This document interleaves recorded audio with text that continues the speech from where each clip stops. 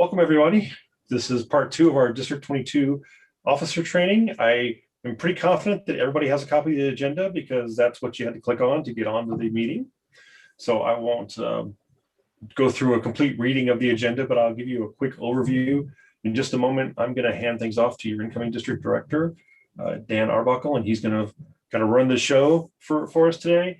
We have 3 sessions at 9:20, establishing and supporting new clubs, 10:30, so Thrive in the District Recognition Program, and at 12 o'clock, conduct quality speech contests. We do have a couple of breaks built in, and our intent is to be out of here by 1:30. And we were able to do that 2 weeks ago, and we still had some good discussion. We encourage everyone to kind of participate, use the chat as appropriate. For each of the speakers, one of us is kind of monitoring the chat to kind of help out with that. So, your chat hopefully won't go unnoticed. We're trying our best to try to keep that engagement up. And so real quick, I do want to mention a protocol thing. We always introduce our district director first. And I want to say a special thank you to Joanne because she's been very helpful in our planning and getting things ready for that. And I know Dan's going to say that as well, but your current district director is Distinguished Toastmaster Joanne Monroe. So Joanne, thank you so much for being here. Thank you. All right. And now I am going to hand it off to our incoming district director, Distinguished Toastmaster Dan Arbuckle, to lead the program. Dan? Thank you very much, and thank you all for being here. And yes, Joanne, thank you for all the help and guidance, and I'm sure I'll be asking you many, many questions over the coming years. So thank you very much for a job well done, and still a few more days to do that good job. Yeah. The first thing I want to do is introduce Stephanie Chow. She is our region advisor for this year. She'd like to introduce herself and say a few words. So Stephanie, take it away. Thanks, Dan. Like Dan said, my name is Stephanie Chow. I've been in Toastmasters since August of 2013, and I am calling in from Denver, Colorado.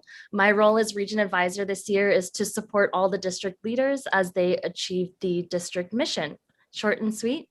I can't stay for very long today, but it's so wonderful seeing everyone's face and your name and your participation in the chat. Thank you so much for being here today and for having me. Thank you very much.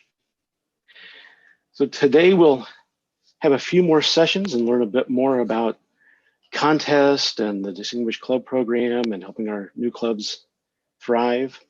We want to carry that theme of communication, definitely amongst yourselves, your fellow Toastmasters, those clubs in your areas and districts and the division, and let's all help each other out and answer everybody's questions and make Toastmasters the best experience we can for all of us. So I don't forget and do this later. For the folks in the KC area, I will send you an email. We have masks for everybody, as well as ID badges and pins for area, division, and different roles. So I'll send an email to try to find a time to meet with folks and pass those out. I'm ready for an exciting day that we are about to start. So I'm going to hand off to Shed to take it away. Good morning, District 22 leaders. I am so excited this morning. Before I actually get to my report, just a reminder to make sure that you're muted if you're not speaking, and if you're moving around, to please turn off your video. We don't want to see anything unexpected on our training today. The first thing I want to share is a story that my dad used to share with me about opportunity. There was a kid, birthday came up, and the father took him to a store, to a toy store.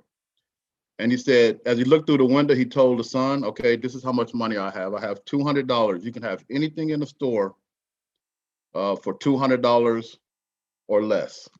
So as a kid, before he went to the store, as he was looking through the glass, he had already picked out this shiny new bike that he wanted. Perfect price, $150, and he can get some add-ons also onto the bike. So this was the opportunity for him to get what he wanted for his birthday. So after he had spotted, he told his dad what he wanted. So his dad said, okay, let's go into the store. The dad was following behind. The son came to the door. The door did not open. So the son came back to the dad crying, Dad, I can't get inside the store. He said, okay, go again to the door and let me see what you're doing. So he walked to the door didn't open. He said, and then the dad said, son, have you ever thought about taking one more step? As he took that one more step, the door flew open and the kid could get what he wanted for his birthday. I share this story because in life, we have many opportunities. All it takes is to take that one extra step to get us to our goal. Whether it's the one extra step, whether it's the one extra email that we answer at night, the one extra phone call that we might have to make to a Toastmaster member to talk to them to continue on in their path. It's that one more that we missed out on a lot of opportunities in life. So I just wanted to share that story with you. So when you're thinking at night, like, I just can't take anymore, just think about one more, and that would get us to that goal. All right. So please think about that and share that with your kids as they go through life and thinking that they can't take anymore. You can always take one more. The second story I want to share is a military story. In the military, I've had the opportunity to work with a lot of other countries. I've been in Africa. I got to work with some Russian soldiers when I was in Kosovo. I got to work with some Swedish soldiers that had females in their ranks because I was a forward observer artillery. We didn't have women in our artillery branch in the US military, but I got to work with some females in Sweden. The reason why I want to share this story about diversity in the military is because we had many people say that some of us missed out on an opportunity to share something that happened at our last training event. I don't think I missed out on an opportunity because I believe that actions speak better than anything that I could have said. We can talk about a lot of things, but it's the actions that people look at. When I stepped into the trio, I looked to my left and my right, and it wasn't about what color someone was, if there was a female or whatever. I looked to my left and right, I saw Joanne and I saw Dan. These were my partners in getting us through Toastmasters. This was my partner in case I had to talk to someone, pick up the phone, email, or whatever we had to do to meet our mission in Toastmasters for District 22. In the military, as I sat in a foxhole, thinking about the enemy they may come towards me, when I look to my left and my right, I don't look at what color they are. I don't care if they're a female or what. What I care about is, are you able to deliver rounds downrange if the enemy comes this way? Toastmasters, our enemy is spreading the word about Toastmasters and what we do for this organization. When I walk into a Toastmasters club, I don't look if this is a club of all females, this is a club of all males. What I look at, how can we help this club get the mission of Toastmasters out to the community? Sometimes we meet at lunch. We might have to look at, is this a good mix for our club, our community? When I worked with Hayes, I worked at that club. We moved that meeting from Wednesday lunchtime to Friday lunchtime because it was a better opportunity for them to gain members. So as we look at how can we improve a club or how can we improve membership, we need to look at what can we change up, not because of someone's color or if it's an all male club or it's an all military club, for instance. I'm in Junction City, we have a lot of militaries. We have to think about what's best for our community and how can we get the word about Toastmasters out. So as we go through, diversity is a big thing. A lot of people think when we talk about diversity, we think about color. I think about bringing new faces to our organization, fresh ideas, because we got to share those ideas. When I come from Junction City to Kansas City, I love being the country boy, going to the city and sharing some ideas of how we can do things. I talked about a story. If we throw the rock in the same spot every year, we're gonna get the same reaction. If we throw it in a different spot, then we're gonna have those waves overlapping each other, and that's what's gonna make our organization better. So those are the two stories I wanted to share before we start our training this morning. I do have some good news for District 22. And Joanne and Dan, I am proud to report that we did get Total Force McConnell closed out last night. So it was a late night. I want to thank Tim and Roger for working with me on this. We were short one person, but we got on last night and called TI and got that person signed up. And so Total Force McConnell will put us at 80 clubs in good standing. So congratulations on that. And we should be seeing them on the dashboard next week. I saw them already in the daily reports updated. We have 57 clubs that have turned in their officer lists thus far. I will be sending out another email tomorrow to everyone for those last clubs to make sure that officer lists are turned in by 1 July. So great job on that. 57 clubs already turned in, 80 clubs in good standing. 2 new clubs this past month, Total Force McConnell. And if you haven't heard, Speak and Grow Toastmasters out of Springfield, Missouri. So we have 2 new clubs to our Toastmaster family that I'm proudly to submit that are joining our Toastmaster family. Reminder, Beat the Clock. Beat the Clock ends 30 June. So if you're close to that 5-member mark, sign up mark, 1 more. All right, continue to work for that 1 more so you can qualify for that incentive that you can get. A reminder, officer training, 30 June, 10 July, 24 July, and 5 August. You've already seen 2 flyers go out, one for 30 June and 10 July. So we'll continue to send those flyers out as time grows closer, but we're trying to line up some good speakers to come in and speak, and also internal speakers to get the message out and bring excitement back to Toastmasters. That is my report. With that, I would like to turn it over to your incoming Club Growth Director, Jerome Montgomery. Thanks, Shed. I appreciate that warm introduction. So looking forward to stepping in this year, and I keep saying this, I have big shoes to fill. I know Shed and Dan will still be in my corner, so I can always being part of the trio, but also being able to share their wealth of knowledge. I know that part of the role comes with different responsibilities. Just to highlight a few, developing a marketing plan, and my goal strongly is to help build new clubs and then strengthen existing clubs. So I think coming out of this pandemic, we can know that having the capacity to have in-person, we can have hybrid, and still have the virtual sessions like we're having now with training, gives people a good reason to attend and can mitigate some of the hurdles that have hurt us in the past. So eliminating the geographical needing to travel distances, whether it's raining or it's beautiful out, or being able to not even be in the same state. So really looking forward to joining this, to leading the charge here, and continuing to follow in the footsteps of Shed. I know that the next phase we're going to be doing is just really training and helping people with the learning curve when it comes to how to run a hybrid meeting, how to what it looks like going back in person. I know going with offices and business and companies opening back up, what that looks like. So getting a lot of those corporate clubs back, but then also figuring out how to help the community and to see how we can get back into spaces such as libraries that some clubs were meeting at, or renting different offices or facilities. So it's an exciting year. It's going to be one full of growth and full of learning experiences. And this is just an opportunity to really showcase our skills as Toastmasters and as leaders. And that being said, if anyone has any questions, my door's open, or my virtual office door is open.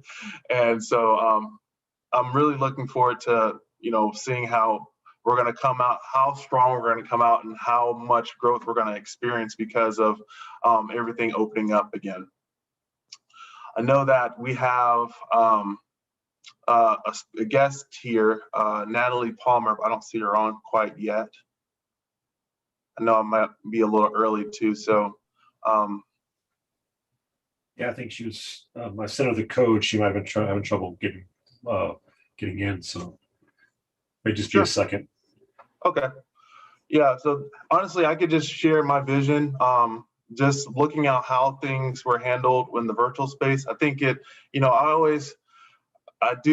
smile a lot, and I like to stay on the positive side of things and try to find the silver linings and even bad situations. So even just taking a look and taking a step back to where Toastmasters was pre-pandemic, and then seeing where how things were handled during the pandemic. This gives us a great opportunity, because a lot of pain points were addressed.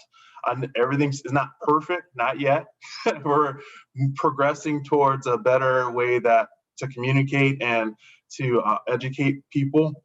So being able to, figure things out and actually have leverage the virtual space. I mean, this has been a great experience, not just from a Toastmasters perspective, but this is a skill set that can be translated over to having virtual family reunions or facilitating your virtual meetings in your workspace or what have you.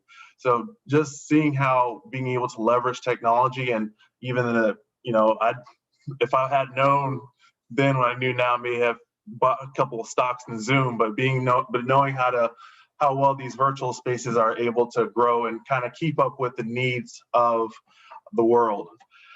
So how to leverage the technology, how to the capability of having a live YouTube stream. I mean, all of these things weren't something that we had available in times past. So these are things that we're gonna need to help people learn how to utilize so that they can get the best benefit out of Toastmasters.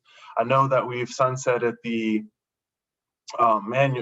physical manuals, but this new educational program going more towards online, you can see more of the benefit for that space now, because if you're not able to meet in person, then you still have your materials there. So that's, there's just highlighting all the selling points that we have now, and then stepping into the new Toastmaster fiscal year with all of these tools at our disposal and sharing that knowledge with other people. And not only sharing that with other people, but also being able to visit other clubs potentially that may be either in your same state, same time zone, wherever you're able to learn from other groups too, so that we can learn how to be better as facilitators, as leaders, and really just lead the charge here. So I'll stop my rambling, but I just wanted to just share, how I was feeling about, stepping into the role. I'm very grateful that I got elected into the position, and I'm going to do the best that I can, and always am open for feedback for areas for improvement as well. So I think that will be a good baseline for me to kind of say, okay, this is where I'm starting. So Shed gave the report of how we're closing out the year, and then we're just going to build from there. So that's part of my goal. One of my goals too is just not to backtrack, but just to grow beyond those current settings or those current numbers.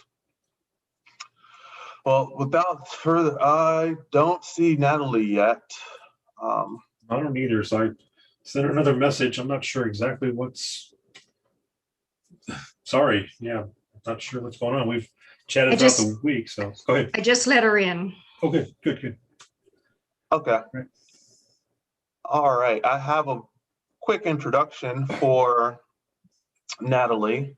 So Natalie, she was the region advisor for Region 1 in 2016 through 2017, and she's currently out of Denver, Colorado. Thank you, Natalie, so much for joining us today. Appreciate you hopping on here, and looking forward to you sharing with us today. I'll turn things over to you. Great. Thanks so much for having me here, everyone. Like you said, I'm Natalie Palmer. I am just about 5 miles as the crow flies from international headquarters. So if you make it out to Denver, let me know. I'll hop on over and say hello. I was in District 9. That's where I served as district governor, and I was one of the last district governors to make my way through there. And it's a small rural area. It's in inland Washington state. So you've got Seattle on one side with the Cascades, and then from the Cascade to the Rocky Mountains, up to the Canadian border, down to Oregon, and a little tiny slice of Idaho is what made up our district. Making new clubs was a challenge for us, but we did it because there are always people looking for new opportunities to build their skills, to become competitive, to just improve at the things that help them accomplish what makes their lives worthy and meaningful.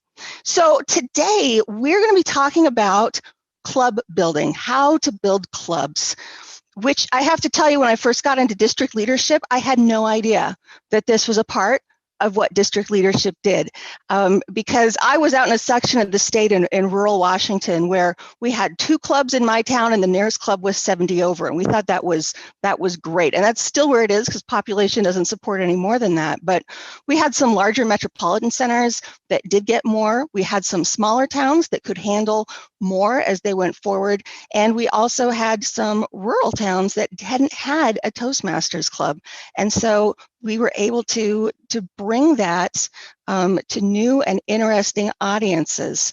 So I'm going to go ahead and pull up my screen here for y'all. There we go. Like many of you, the pandemic meant starting to work at home. So my husband has a meeting this morning upstairs. I have a meeting, and I have a college-age daughter and a daughter who just graduated from the university who is raising a service dog. It's a little crazy around here this morning. I'm wondering if someone would be able to give me permission to share the screen so that I can share my PowerPoint. So while someone gets that taken care of for me. Should be good. Excellent. There we go. Thank you so much for that. I appreciate it. We are here to serve.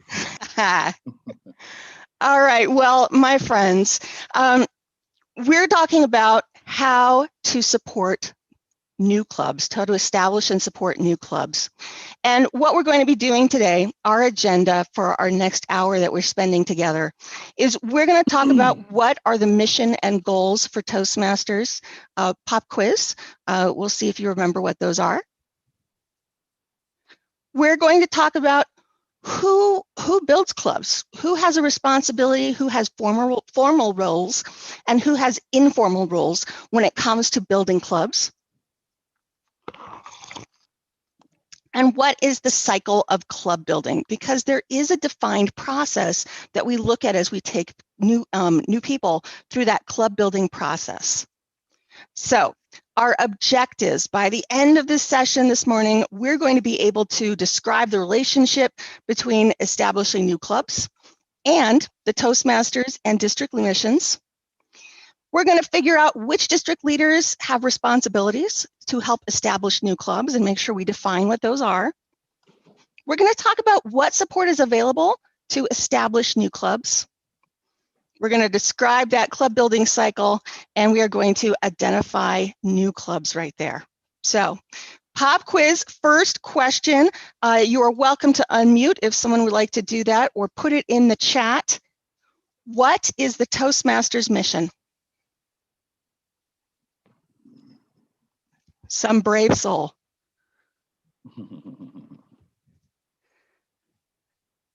All right, let me pull that over. Oh, come on.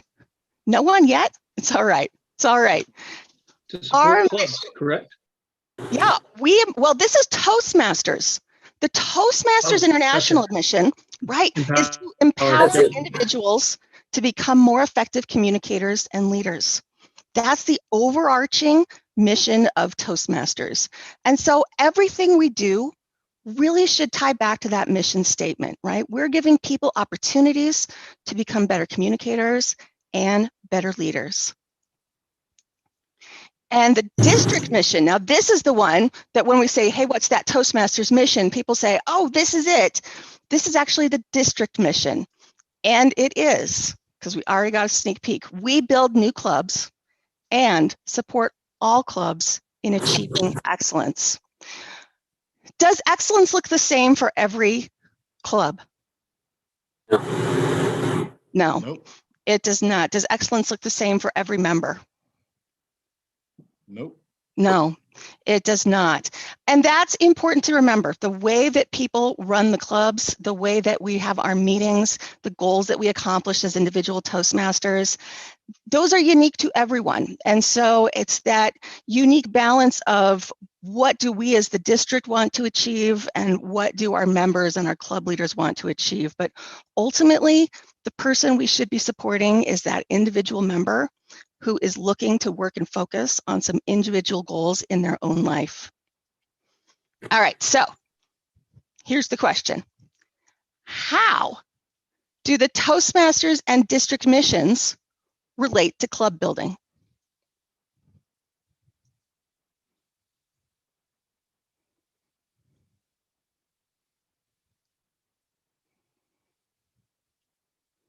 Silence. I'm quite patient to wait for a second. Well, Natalie, this is David Wooten. I'm just going to take a stab at it. I would think Toastmasters mission statement, of course, is the empowering individuals. The district is empowering clubs, but you can't do that without members. Mhm. And I'm going with the direction from that. How do they relate to club building? I don't know how to put this into words, but I want to say that neither one of those two can operate without a successful club. Yeah, And without absolutely. individuals of like mindsets wanting to become effective leaders and communicators to have those goals to want to form a club. Mhm. Kind of going with that direction. I like it. So let me ask you this question. Why did you join Toastmasters? I'm one of the few Toastmasters that was sent to Toastmasters by my boss. Gave You a are very not one of bad the few. speech, and I've been in for what, 13 years now. I love it, but at the time I was sent. So why did I stay? Is because I realized I needed it, and I enjoyed it. That is excellent. And no, you are not one of the very few. Don't diminish that experience, because I know so many Toastmasters, both ones I have met while traveling as a region advisor, as a member of district leadership, or in my own clubs, who had a supervisor say, hey, listen, I like you. You really need to work on this skill. I want to see you be successful. I think you should try Toastmasters. So never diminish the quality of that or the importance of that. I'll do But that. Thank you. Yeah, and that is spot on and just fantastic. You know, I had last night, and I think I left it upstairs. My dad gave me a copy of Ralph Smedley's Personally Speaking from that my dad won, or my dad was given when he won a 1968 speech contest. Oh, The wow. district governor gave him a copy of that. And it's all Dr. Smedley's words. It's all his writings that he had in different formats. And he talks about how important he believes Toastmasters clubs are to improving communication. And his dream in 1965, I think he said, what if we increased every club by 5 members? We would have 500 additional members that would come in. I was like, wow. No, it was more than that. It was more than, we'd have 500 new clubs. That's what he said. He said, can you imagine a world where we had 500 new Toastmasters clubs in a year? And I thought, this would blow your mind right there. But he believed passionately that what we do makes a difference in people's lives. So, you know, new clubs help people with that overall Toastmasters mission. It gives them the opportunity to become better communicators and leaders. And this looks different for a lot of people. Now, for David, it was improving in his job skills and then making connections to a larger community. I started Toastmasters as a stay-at-home mom. I grew up with Toastmasters, I remember driving and staying in hotels for speech contests when my dad was competing, and drinking chocolate milk out of water goblets at the banquets. It was very fancy for me. But my dad was in a corporate club, Hewlett Packard corporate club.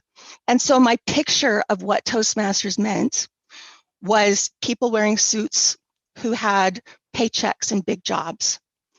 When we were living in Wenatchee, Washington, in this small town, the newspaper, the Wenatchee World, published every Monday a list of club meetings that were coming up for the following week.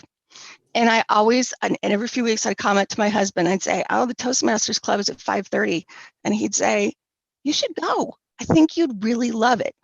Knowing that my husband and I started dating in high school when we competed against each other in speech and debate. And I said, oh, yeah, I don't think so, not this time, because I thought there was no place for me as a stay-at-home mom. For 2 years, I kept saying, I really should go. I wonder what that would be like. I really should go. And finally, my husband came home from work and he was standing, I was standing on the front door holding car keys. And he said, "What's going on?" I said, "Toastmasters has an open house next Monday." He said, "Okay." I said, "If I leave right now, I can get to the Toastmasters meeting tonight." He said, "Don't you want to wait for the open house?" I said, "No, I'm feeling brave now. I don't know if I'll feel brave enough next week." And that's how I ended up in Toastmasters. I wanted to polish and get better at the skills that I felt were kind of fading away as a preschool mom. And so that's how I came to Toastmasters. And yet, for David, who was coming for a business reason, and for me, who was coming for a very personal reason, we were both looking to develop and find our voices, to become better at expressing the things that are important to us. So that's what, for me, Toastmasters is about here. So let's ask, and you can throw those into the chats there. And I love, Cheryl, seeing you putting your reasons into the chat too. Thank you so much. What are the benefits of club building to you as a Toastmaster?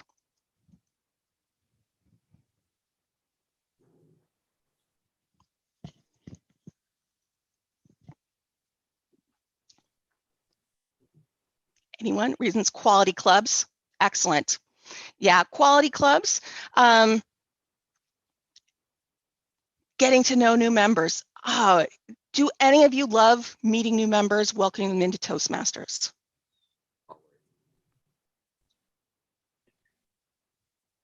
Yes, ma'am. Yes, Yes, ma'am. absolutely. There we go. Feeling think empowered. Go ahead. I'm sorry, Go ahead. this is Terry Dickin. Hey, Terry, go ahead. I think it's all the new experiences that you gain through the club building process and the people that you meet. Mm-hmm. Yeah, excellent. We feel empowered to help those who want help. Always helping new people to be all they want to be. Fantastic. Thank you, Sharon. The more people we bring in, the more lives we positively impact. Absolutely. Networking. Networking is a really big one for some people.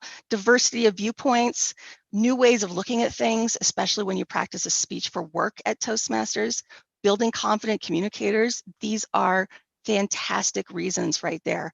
Does anyone do it to win awards? Is that why you build a new club, to win awards? I'm just going to say, I will say it right there. For some people, the primary driver of being part of the club building process is becoming a distinguished Toastmaster. And there's nothing wrong with that. I just want to make sure we recognize that some people are not like, I have this highly altruistic reason to build this club to better mankind.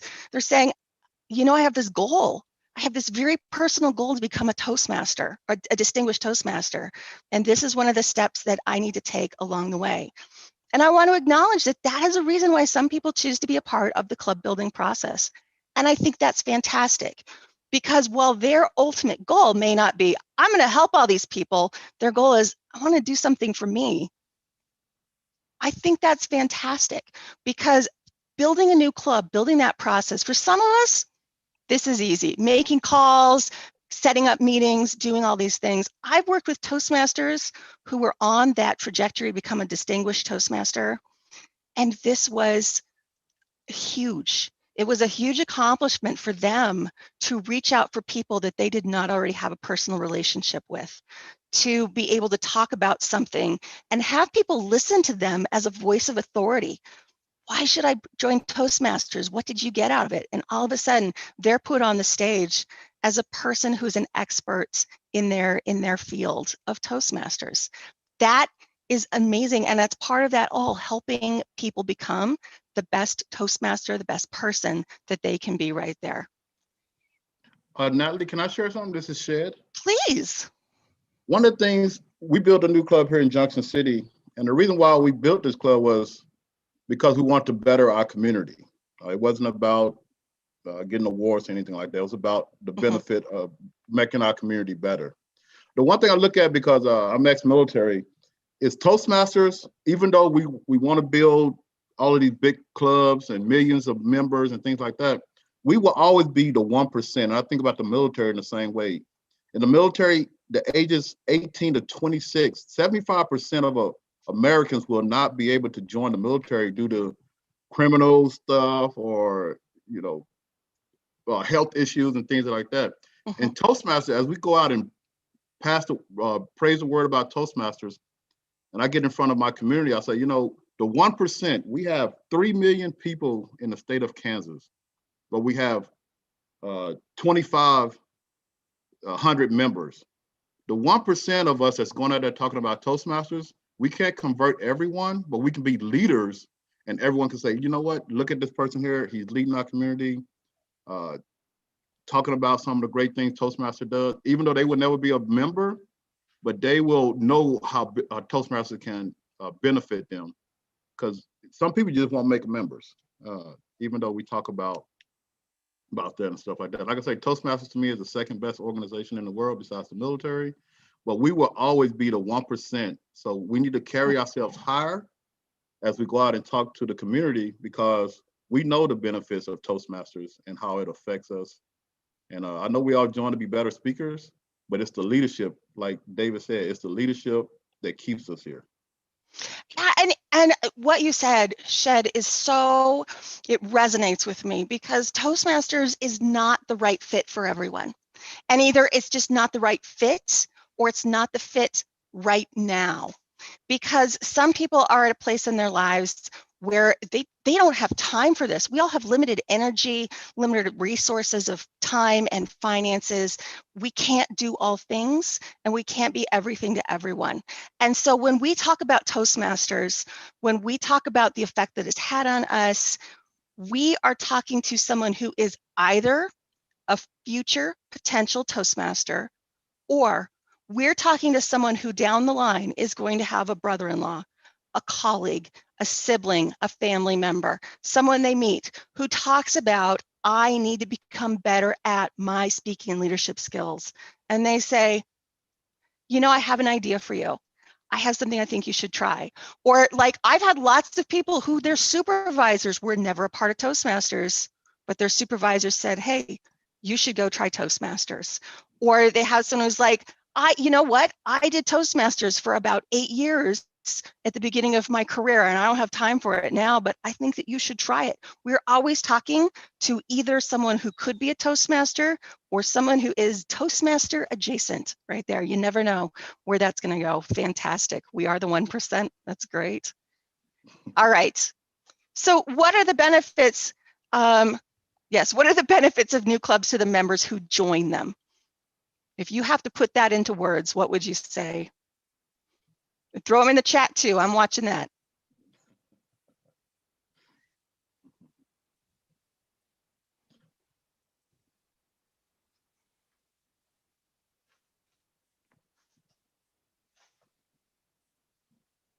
There we go. Chart your own course. Expand worlds, making us better. Self-confidence, absolutely. I've done so many things in Toastmasters I never expected I would do. Being a part of a new club lets members create the experience they want to have. Yeah, professional development, networking, absolutely. These are all fantastic. Keep going, keep an eye on this chat right there as we go forward. A supportive place. Yeah, I like to say that Toastmasters clubs, it's a sandbox where you can go practice whatever you want. And if you have a speech that doesn't go well in Toastmasters, nothing happens. There are no negative consequences. You just have a group of people who say, hey, you can do this, you can do better next time, is fantastic. The excitement of watching a new family grow, absolutely a safe place to play. I love that. That is fantastic. Thank you all so much. So with new clubs offer more people the benefit of being a part of the Toastmasters organization and building their own Toastmasters ecosphere. The people who are involved in establishing new clubs and helping them grow, we gain new skills as we do that too, new communication and leadership skills. For some of us, it is just continuing to build on skills and experiences. And for some of our members, this is the first time they have had that opportunity to be in charge of something, to hold that responsibility, to be asked to be a part of that. And area and division directors, we want to make sure that our area and division directors feel supported. as they build the clubs and they have these opportunities to achieve our missions. But these are not task areas, and so we're going to work together as a team. We're going to work together as parts of a cog to get this moving forward. So Uncle Ralph Smedley, he said, whatever your grade or position, if you know how and when to speak and when to remain silent, your chances of real success are proportionately increased. He was a great writer. He was a fantastic writer. I encourage you to seek out some of that he's written. And he also passionately believed that Toastmasters could help bring about world peace. And I am not joking when I say that. I'm very serious.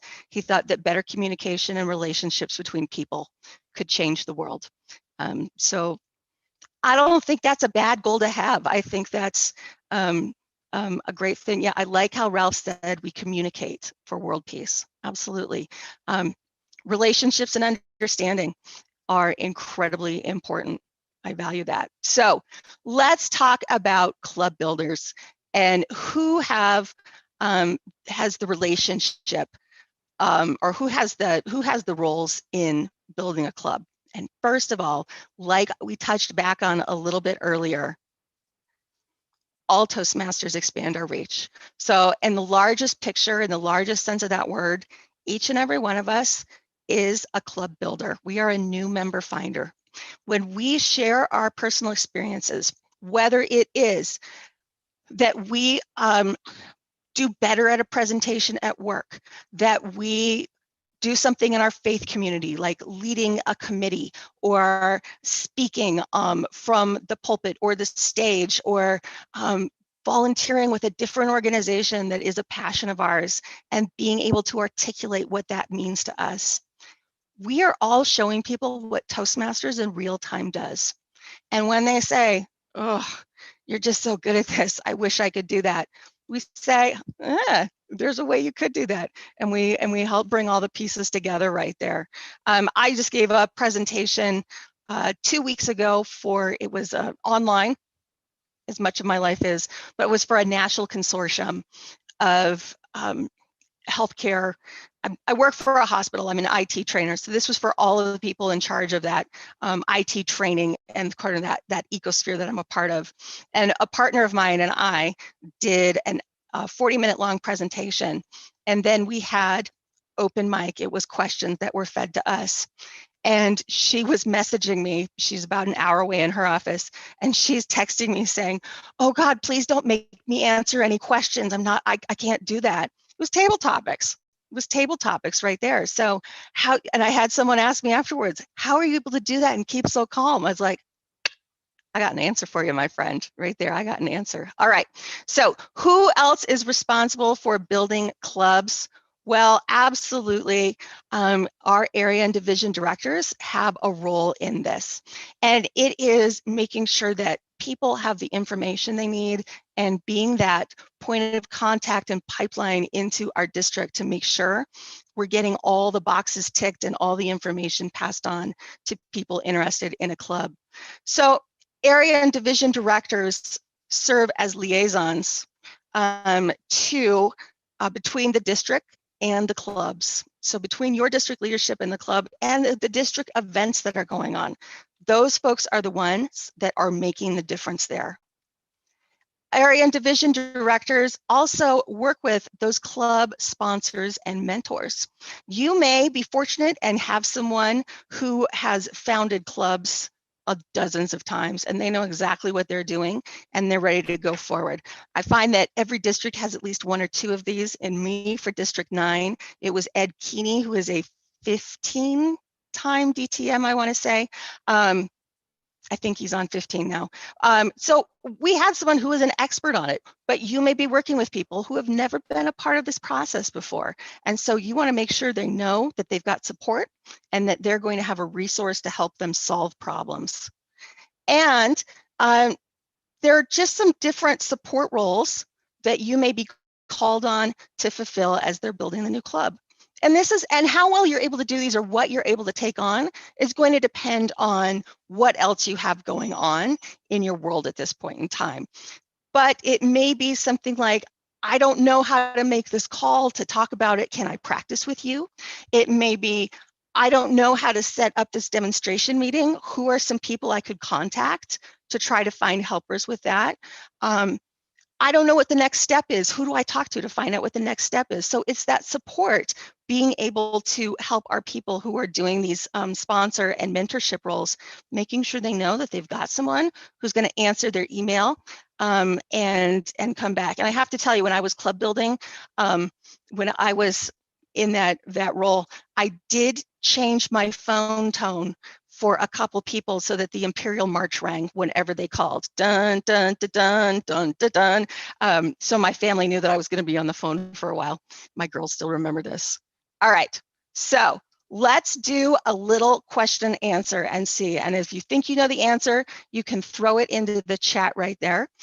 So who is responsible in our district for serving as a contact for the demonstration meetings and the pre-charter information, generating interest in recruiting club members, showing new clubs how to hold meetings and elect officers, submitting charter paperwork, fees and dues to world headquarters, and planning the charter presentation meeting? Is that the district director, the club growth director, the club sponsor, or the club mentor? A, B, C, or D? Throw those in the chat. Let's see what you think. Ooh, tip of the spear. Nice, Shed.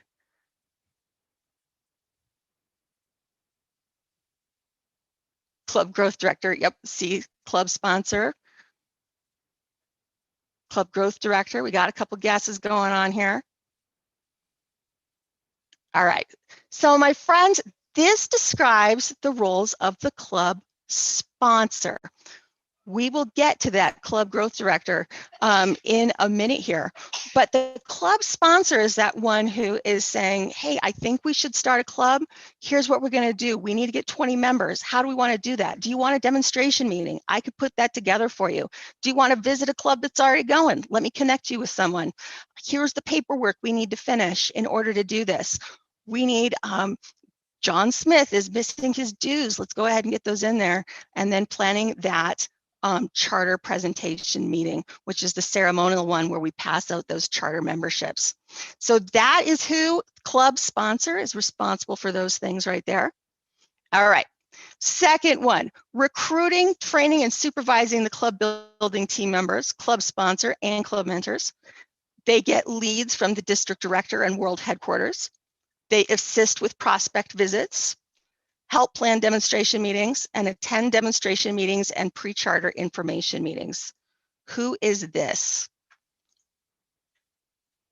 District director, club growth director, club sponsor, club mentor. All. Well, everybody helps with these things, but this most directly, my friends, falls under the club growth director right there. Okay, so they're the ones who says, hey, we have a lead. Let's see if we can get someone to do that. They help with those prospect visits. If you have a district or an international officer come visit your district, they're the person who'll be responsible for setting up some visits for that individual. There we go. Okay. All right. Receives leads, and we're talking about just club building responsibilities. They get leads from world headquarters, and they confirm the alignment of the new club. District director, club growth director, club sponsor, club mentor.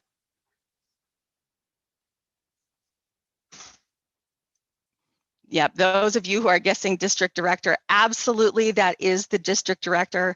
They have an adjacent role to that club building, supporting your club growth director, supporting the people who are doing that. But the district director has a lot on their plate. So while they may suggest, support, supervise, help that process be successful, it is not a direct responsibility for our district director. The district director is like, oh, finally something that I'm not responsible for. Completely responsible, completely responsible. All right, and that leaves us, who is the one that's going to guide the clubs through the first 6 to 12 months? make sure our club officers understand their duties and how to perform them, familiarize club officers with Toastmasters education program, and familiarize our club officers with the Distinguished Club program. Club Mentor D. Yeah, absolutely. This most directly falls to our club mentor. That is the person who's going to hang with them for the first 6 to 12 months of that process right there. All right. So let us, keeping track of where I am on this. All right. All right, so let's talk about each of those roles a little more in depth right here. Starting with our district director. The district director gets their leads from World Headquarters, and those come in a lot of different ways, through the website, phone calls, trade shows, emails. So someone can go onto that Toastmaster site and say, I'm interested in starting a new club. It will find out where they are, and it will direct that contact information to the district that's most appropriate for them right there. It used to be just by email, but they've got a program now that actually helps with that. And then it comes to that alignment of the new clubs with the district. So where are we going to put them? And remember, that initial alignment may not be the alignment when we get to the following year that we're going to have that, but where is the most appropriate place for that club to be aligned at this point in time? So there's just sort of like that main touch point, the telegraph office that is getting things from the main office and making sure that information is getting out to the folks who need to have it there. All right, so the club growth director, really this is a huge part of the club rewind my brain, of the club growth director's responsibilities right there. They are the architects of this. They really are the foreman leading us through this, the foreperson leading us through this, making sure all the pieces are coming together. So the club growth director, to be successful, you want to train and supervise a club building team.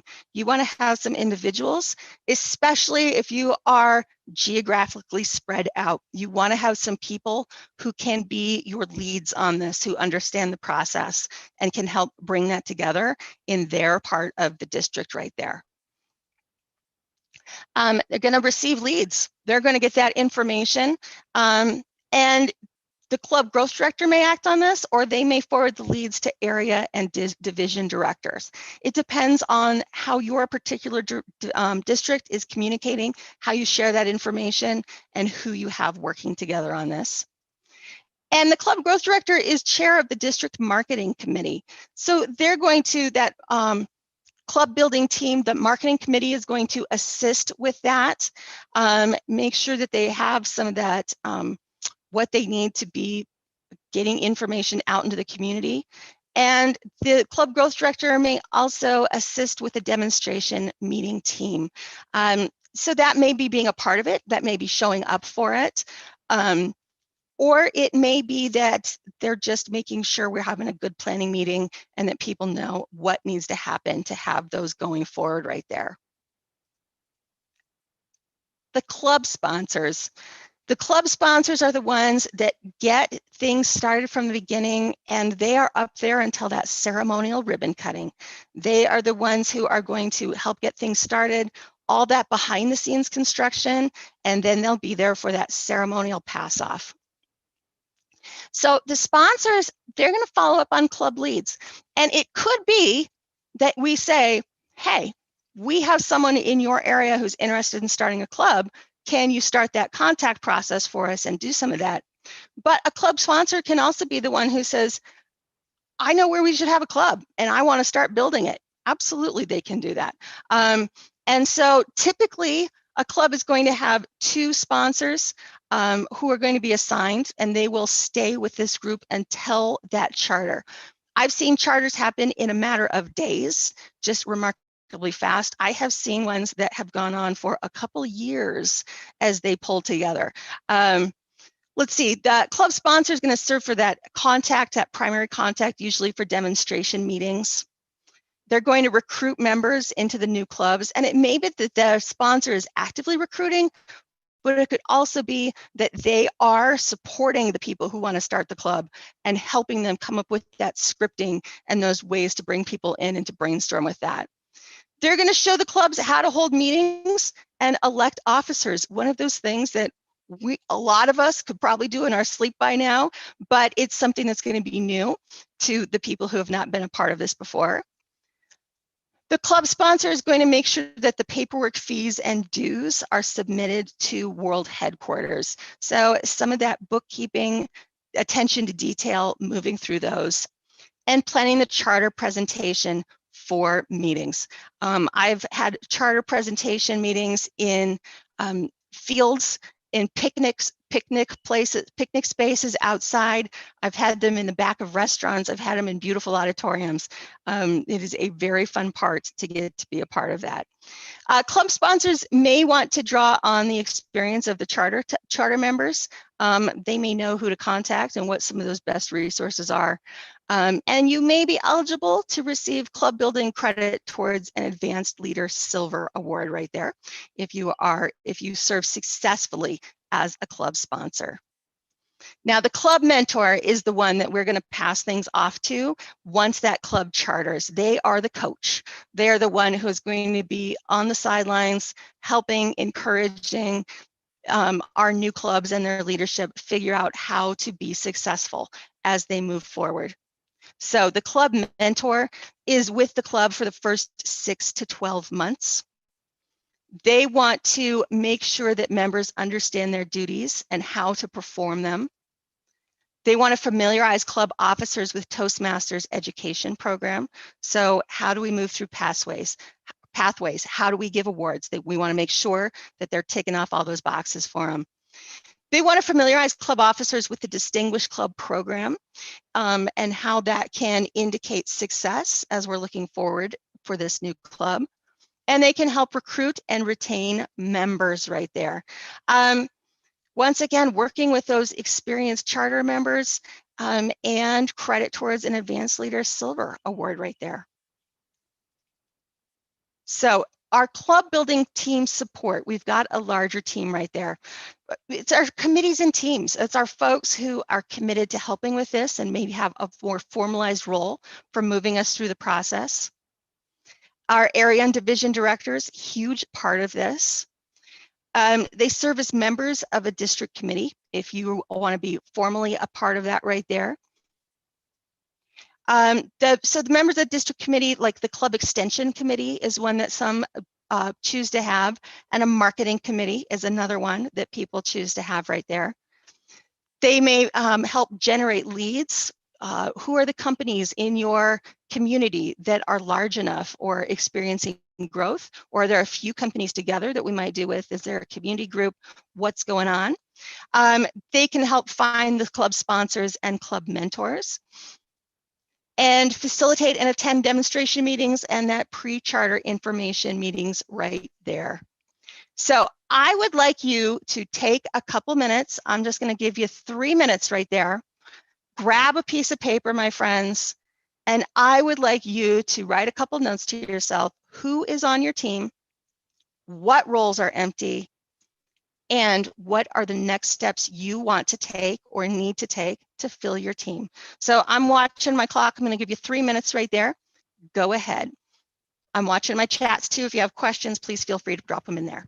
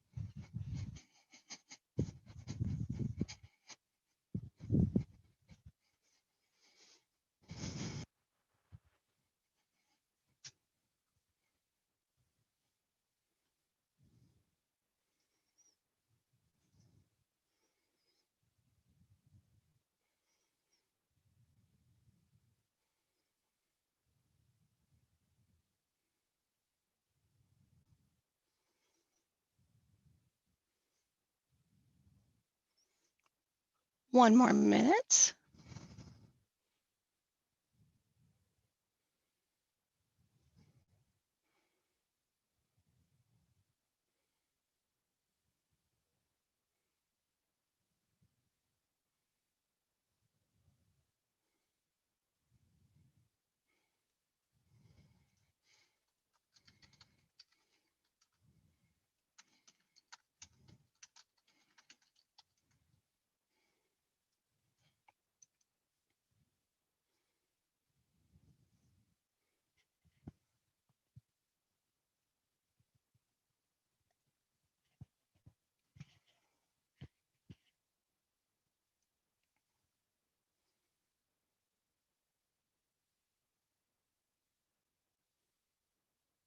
All right, I'm going to go ahead and bring us back together. And of course, if you're still writing down some ideas, no worries, continue to do that right there. So next, my friends, let us talk about the club building cycle. There is a process that we go through, the parts that we want to see, and an order that usually they occur in when we build a team. And Ralph Smedley, he said, a speech without a specific purpose is like a journey without a destination. So when we're moving forward in this, we need to know what our purpose is, where we're trying to move, and put together the pieces in a way that makes sense right there. So the club building cycle, we're going to take a look at that this morning. It's identifying your leads and prospects. We're going to touch on each of these. Contact and qualify. Present. Address questions and concerns. Charter. And follow up. So we are going to touch on each of these as we move through right here. All right, so first of all, we want to identify our leads and prospects. Leads come from all sorts of places. Although there are thousands of Toastmasters clubs around the world, they are only a fraction of our potential clubs. And club leads can come from anywhere. World headquarters get them. People find an email, how do I start a club? Or they fill out the form online and they get those prospects right there. They come from current members, are people that are already part of the club. Hey, you know what? We happen to have 2 evening clubs, but there's no lunch club or there's no morning club. I think there's people who would really like to have one then. It comes from our neighbors. And I see this as our neighbors of both the people who live around us and are like, hey, I would love to.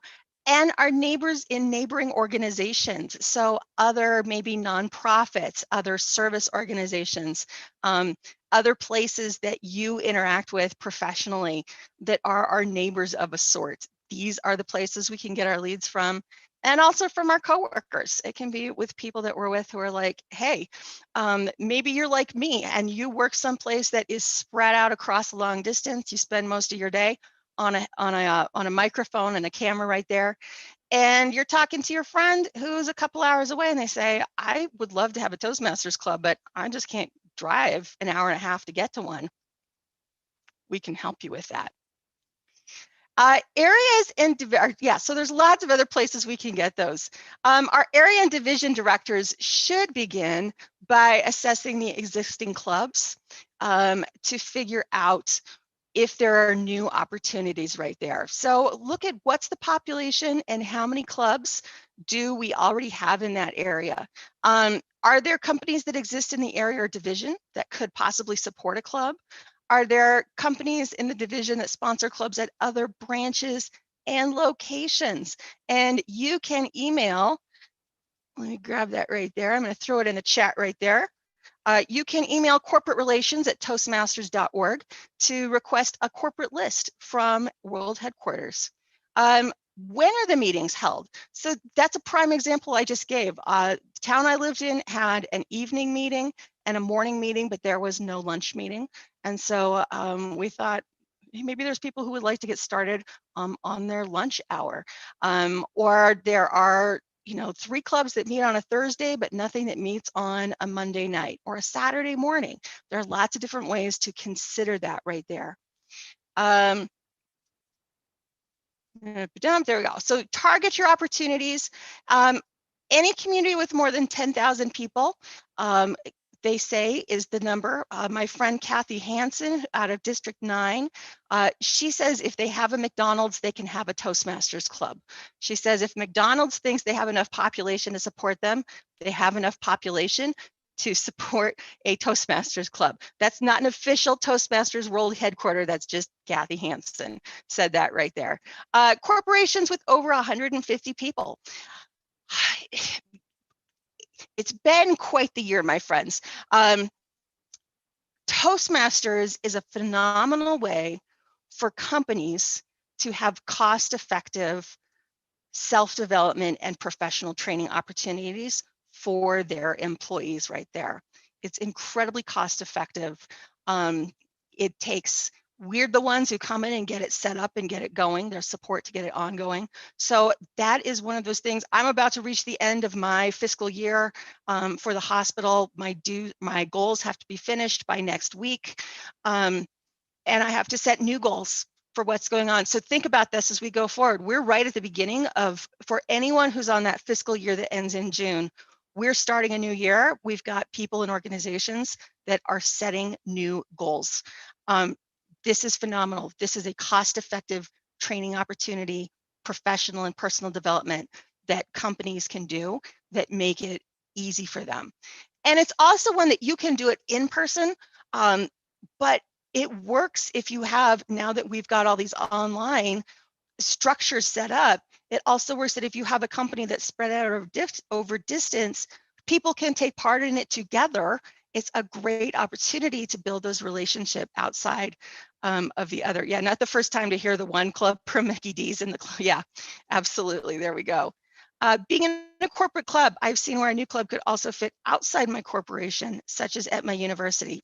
Yeah, universities are an interesting subgenre of Toastmasters clubs.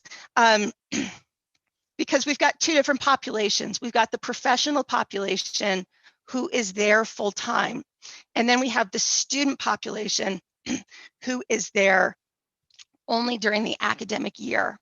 So there are clubs on universities that focus specifically on the professional staff that are there. And by professional, I mean classified and professional staff, classified and non-classified. Pardon me, just a second. More Sonics and Subways, absolutely. Yeah, so, but then when you get to the college students, that becomes more of a challenge because we pay our dues in October and April, which is halfway into the semester and just a month or two before they go home. So it's a really interesting, if you want to talk about colleges and universities, there are some people who are really passionate about it that we could connect you with. All right, so the first thing we're going to do is we're going to identify our leads and prospects. And I am going to take off my headset for just a second and cough. Give me a second here. It's allergy season.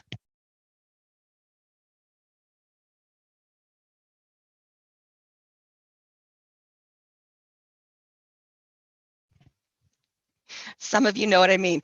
Okay, there we go. So first we identify those, yeah, Flonase. First, we identify those leads that we have, and then we're going to work on contacting them and qualify if they are a good lead for us. So district directors and club growth directors may ask their ADs and DDs to follow up with leads from world headquarters or from internal contacts. Hey, we have great success with our Deloitte branch over here. They think there may be someone at the other club, at the other building who's interested. And you want to make sure you understand the business and the needs of each lead. So this is specifically talking about corporate clubs. Pat Johnson wrote a book about corporate clubs. Fantastic. If you can get your hands on a copy of that, if that's an interest of yours. But we want to understand, we know, what do they do and why might this be of a benefit to them, and be able to articulate that. Toastmasters has some great resources on how to work with corporate clubs, because working with a corporate club is different than working with a community club right there. Community club, people end up wanting to work on a lot of the same things, but sometimes for very different reasons. You want to try to contact that lead promptly because someone is contacting role headquarters or trying to track down because they have a problem that needs to be solved now. They're looking for a solution now. So if we get that lead and we wait 6 weeks, 6 months to contact them, they didn't just sit back and say, oh gosh, I sure hope somebody, comes and does this. No, they're going to go ahead and they're going to keep looking for that information right there. We want to qualify the lead, and qualifying means we want to find out who is the decision maker, who has the authority to make a decision. Are you meeting with someone who can say, yes, absolutely, I can do this? Or are you meeting with someone from human resources who is gathering information and getting ready to present information to an actual decision maker? So just make sure you understand how things fit together, where you're going. We want to explain how Toastmasters can help their corporation. And I have been in some great meetings where people have done this, and I have been in ones that did not feel as great. Because if I come into this meeting and I say, I want to tell you about me as a Toastmaster, I want to tell you how about this has helped me. No, we're trying to help them find a solution to a problem that they're solving. So we want to make sure that we are doing some great communication on how things are going on for them right there and how we can help solve that problem. And then ask questions, listen to their needs, offer solutions. Here are some ways that we can help. I don't know if that's been helpful, but let me see if I can find a company that has a Toastmasters club that may be able to help with that. So you may need to tap into your own resource right there. Focus your efforts on the ultimate decision maker. This is your essential contact. Yeah, absolutely. And Rob just threw that handbook for building and sustaining vibrant Toastmasters programs in corporations into the chat right there for you. So we have that. And maybe at the end of your day today, your district leadership, your trio can send out just a one-page for you, all the different resources that get listed through the days and email addresses. So you can touch back to that. I'm sure you guys will have that. Wink, wink. All right. So then we're going to give a demonstration meeting. And I kind of see demonstration meetings in two different ways because we're presenting that. I think that number one, there is definite benefit to doing a demonstration meeting on site for decision makers and possible interested parties right there. It puts them into the thick of it. We bring in experienced Toastmasters. We run a good club. We've got a speech. We've got table topics. We do the counting. We do an evaluation, show them some real things that they can wrap their minds around what these are like. I also think, though, that it is great if you have people who are interested in putting together a club and inviting them either in person or online to visit a good Toastmasters club that is healthy and operating really well. And that's the great thing about everything being online at the moment, or a lot of things being online at the moment, is that you can pick a club that works for them and is a great club that they can then just join part or all of the meeting and see a healthy club in operation right there. Because we haven't always had that opportunity. I drove up to Republic, Washington. They have one stoplight in town, and we did a demonstration meeting at the gold mining operation up there, about 20 minutes away from the Canadian border.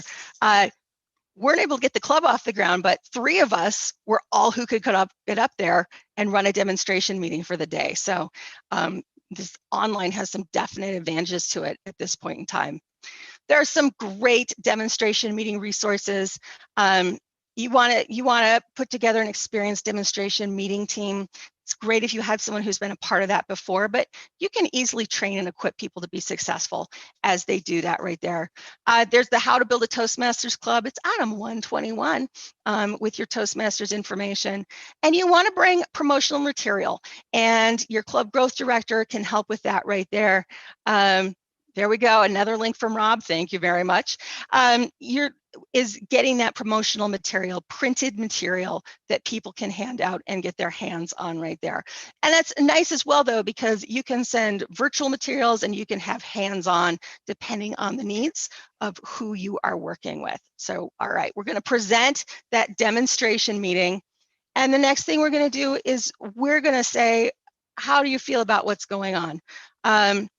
You want to address their questions and concerns immediately after a demonstration meeting, or even touch back later. And when I say later, send a follow-up email later that afternoon, the next morning, just quickly to say, hey, thank you so much for the opportunity to come in and show this. What questions do you have for me? And that's a tip that I have picked up working in healthcare, is you don't say, do you have any questions? Because that's a yes, no question. You want to ask, what questions do you have for me? And then just be quiet for a little bit, especially if you're talking to them. Let them fill that space.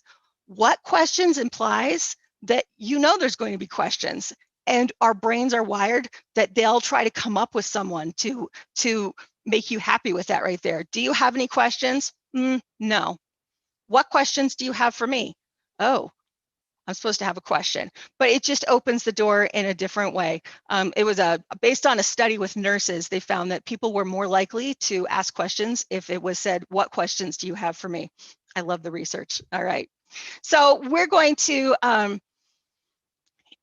everyone who's involved in conducting a demonstration meeting should be prepared to answer questions, whether it's online, whether it's someone reaches out afterwards, whether it is we're talking to the group afterwards. If we start opening up and you're doing some in-person ones, we want the people to be able to answer those questions and to either know the answers or know who their subject matter expert, their SME, is going to be with this.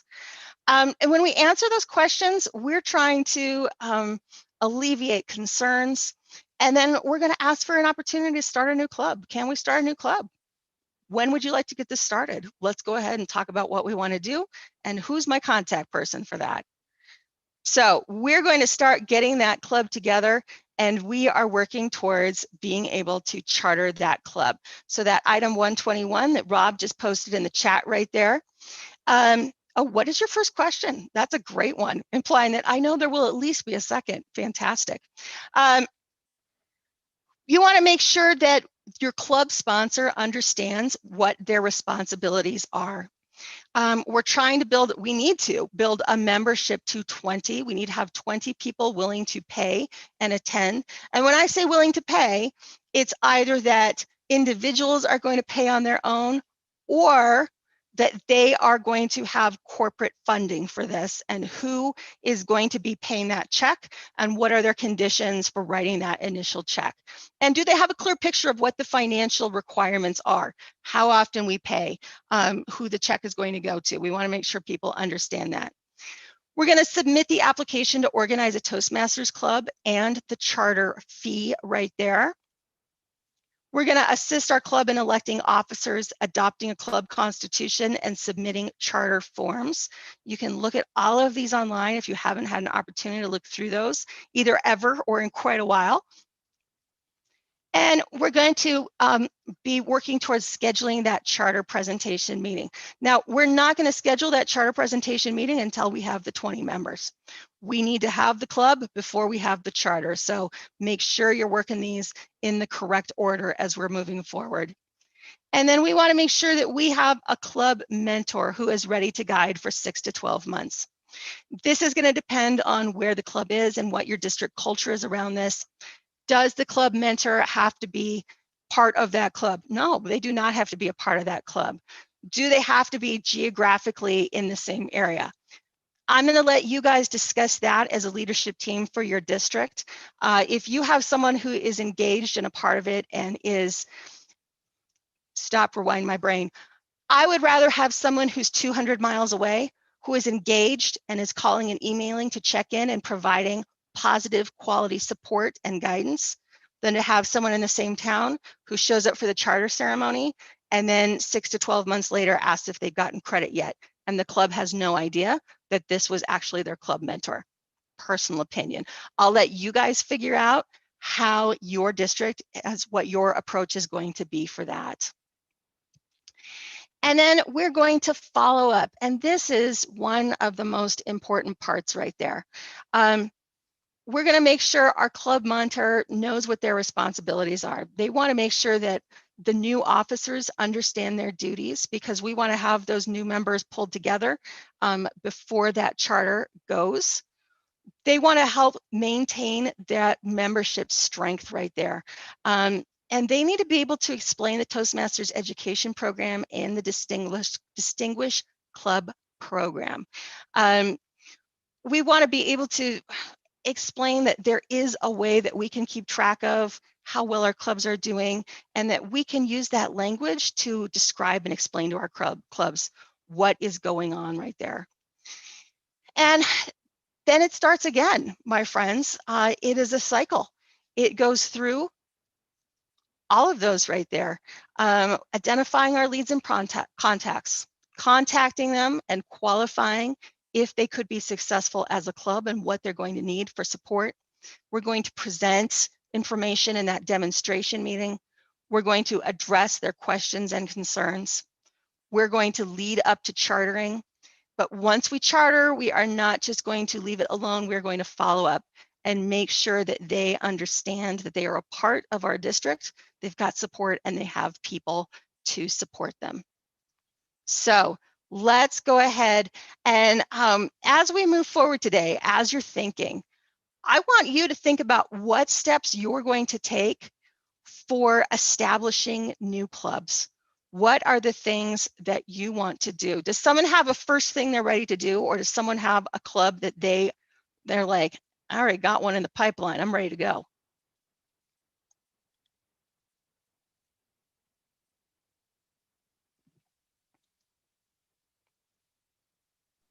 Silence. Silence. It's all right. You guys are going to have time to, yeah, go ahead, Shed. Well, the first step, we just closed out a club last night. So our first step, of course, is to get them trained up in pathways so they can start their journey. So we want to make sure that we do pathways training with this new club to make sure they know exactly where their speech assignments are coming from. So that's one of the first steps we're going to do in establishing this new club. Excellent. Excellent right there.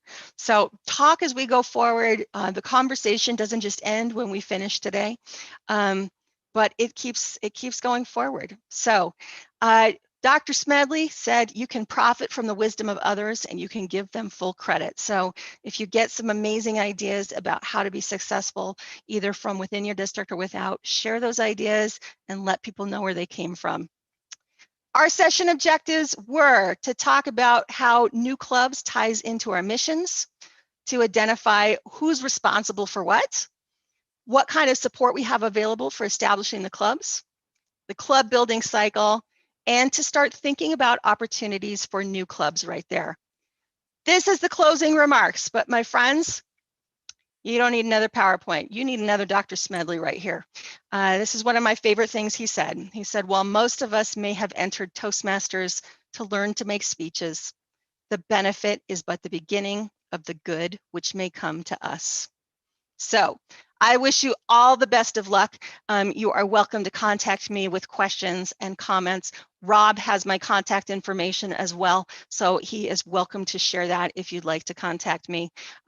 Email is better than phone. I'll call you if I know who's calling, but I'm kind of scared of the phone.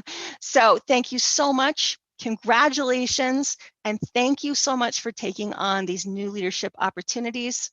The me from 2008 who barely had the courage to walk through a door to my first meeting, thanks you. So on behalf of all of those people who are building up the courage to start, thank you. You really do make a difference in our worlds. Have a great rest of the day, my friends.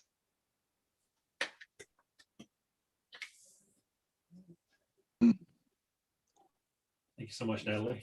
Absolutely. Great job. Yes, thank you so much. Thank you. We're going to take a 5-minute break. Give everybody a chance to, again, you know where the restrooms are, down the hall and to the left, maybe, I don't know. And then we'll get back on here at 10:30 Central. And I say Central because Natalie's in a different time zone. But everybody else is pretty much probably this time. So, oh, it's on the right, Mike. Cool. Good to know.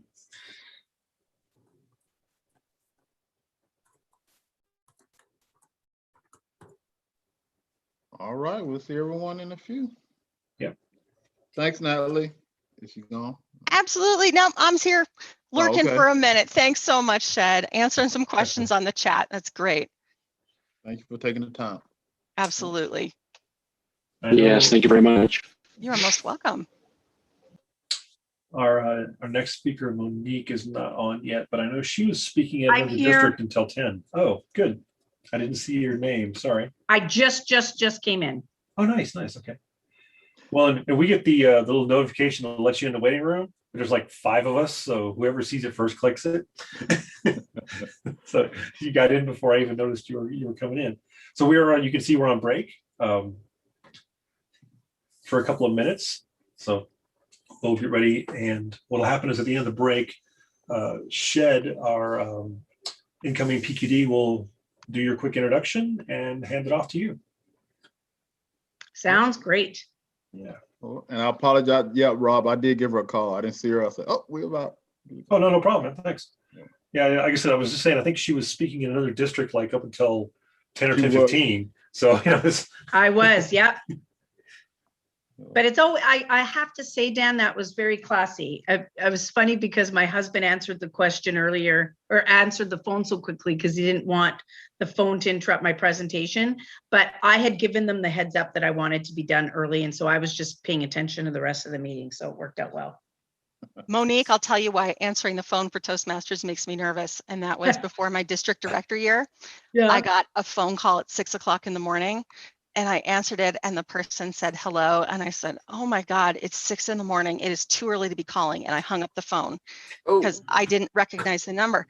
And then I got a phone call at like 9 o'clock at night. And I'm like, and they said, hello, I'm trying to reach Natalie Palmer. And I was like, it's 9 o'clock at night. This is too late to be calling. And I hung up. It was Balraj. oh. It was Balraj.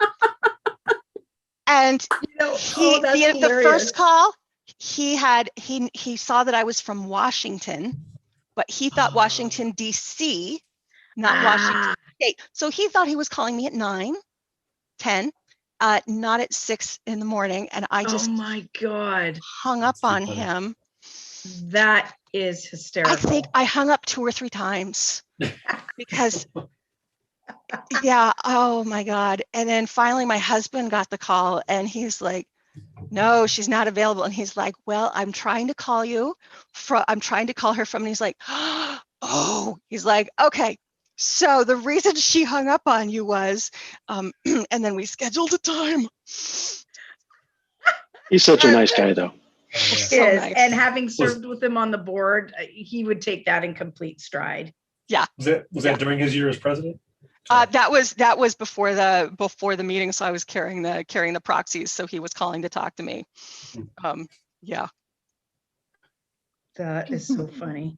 Natalie, you might know this, you might not, but it's always funny to hear phone calls and possibilities of almost missed conversations and opportunities. Mhm. The gentleman that plays the current Superman, Henry Cavill, Uh-huh. got a phone call being that he was going to be offered the role of Superman, but he was too busy playing a video game to pick up the call. So he missed the call and almost lost his shot. So it happens.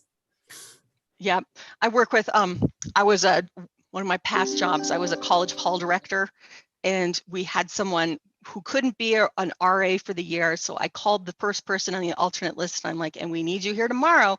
She's like, oh, I have a concert to go to. And I'm like, well, no, we need you here if you want the job. She's like, well, then I'll turn it down. I was like, okay. And 3 minutes later, the phone rings and they're like, someone's trying to reach you. And she's like, I just talked to my mom. I don't know what I was thinking. Yes, I'll be there. I was like, I hear you. okay, there we go. Yeah. Hey, everyone, you are so welcome. 30 seconds left on the break. I'm going to go ahead and slide on out here. I've got some other things to help with at the hospital today. So I'm headed out the door. Best of luck. Please, Rob has my contact information. You are most welcome to contact me, and have a great year, you guys. Righty. Thanks, Ned. Thank you very much. Thanks so much. Bye-bye.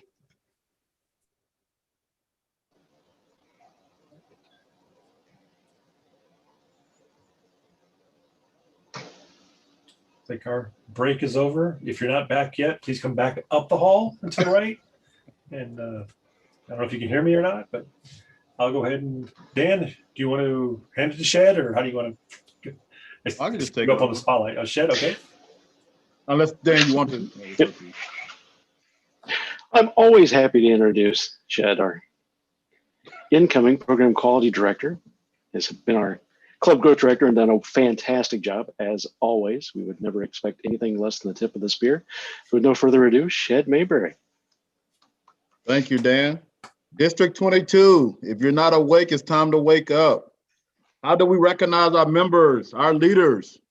Our next presenter, our next instructor, Monique Levesque Farrell.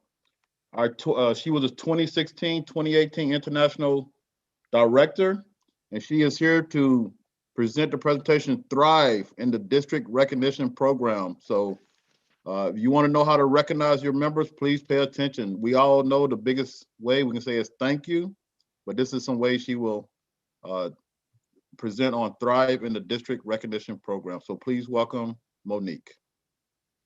Thank you very much, Shed. Can everyone see my screen? My PowerPoint. Yes, we can. Yes, ma'am. Fantastic. I want to thank you all so much for inviting me to join you.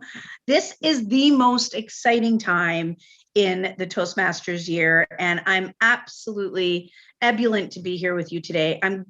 You can guess that was the word of the day on the meeting I was at prior, but truly it does still hold true. So how many people do we have in our session right now? We have 28 participants. So this is fantastic. I want to thank you for investing in your leadership journey. The one great thing about Toastmasters is we never leave you alone with supports. You know, there's training here today. Often there's people who have mentors, there's past district leaders you can rely on, there's district services. There's really a plethora of people there to support you in this journey. And I'm just pleased to be here at the very, very beginning. Okay, let's see if there we go. So the session objectives are really simple, but complex at the same time. We're going to be talking about the Distinguished Club Program and the Distinguished Recognition Program. So I'm going to stop sharing for a moment and I'm going to ask a question, and it's going to be what's called a chatterfall. So what a chatterfall is I'm going to ask you a question and you're going to type in your response, but you're not going to click on send until I say go. So when you think about the Distinguished Club Program and the Distinguished District Program, on a scale of 1 to 10, 1 being, what's that? Never heard of it. 10 being, I know it inside and out and I am ready to go. And 5 is, you know enough, but you want to learn more.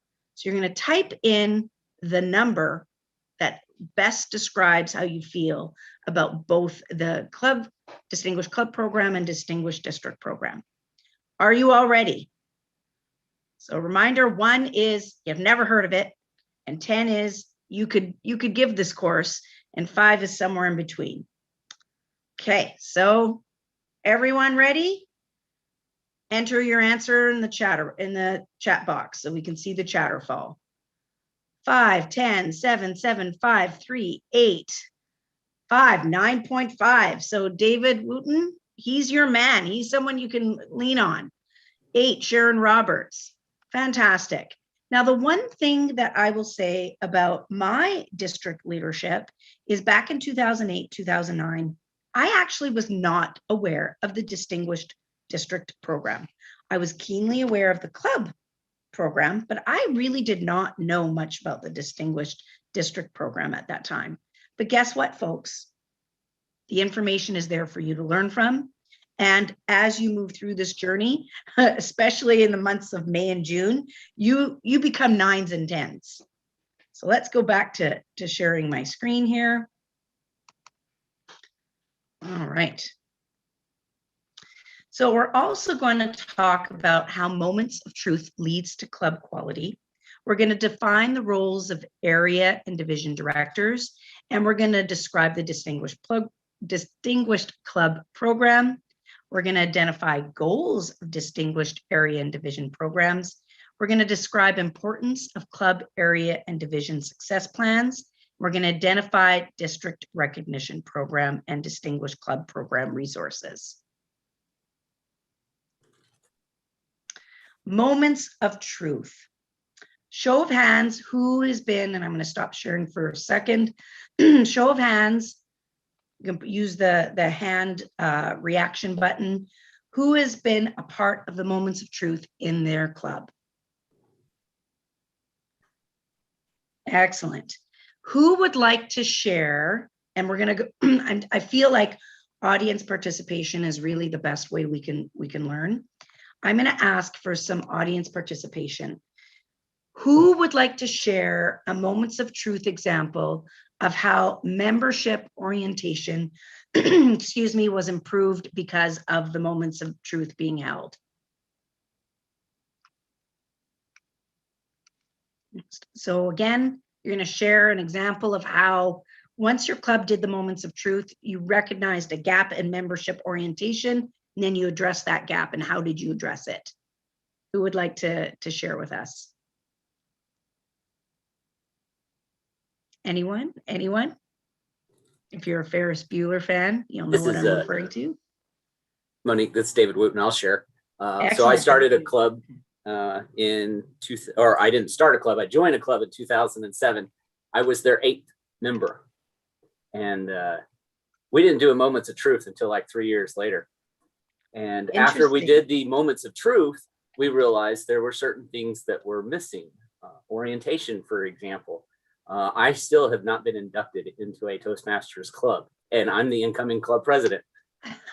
So it's certain things like that the moment of truth really did help. I will say that club has been President's Distinguished for about 10 years now, ever since we started doing the moments of truth on an annual basis. So definitely helped at least one club that I'm aware of. Excellent. Excellent response. I love how, despite not being inducted, you know the program inside and out, and you're still an engaged member. So what that tells us is, much like Toastmasters is an individual journey, clubs have their own culture. And sometimes a culture that works in one club may not work in another. So that's a very good example.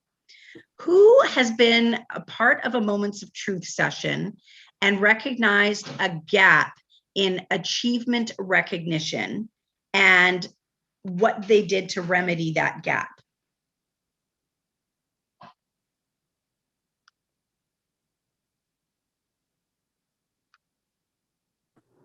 I'll give it a few more seconds. I'm going to share one from my own club then, since, oh, excellent. David Wells, please share.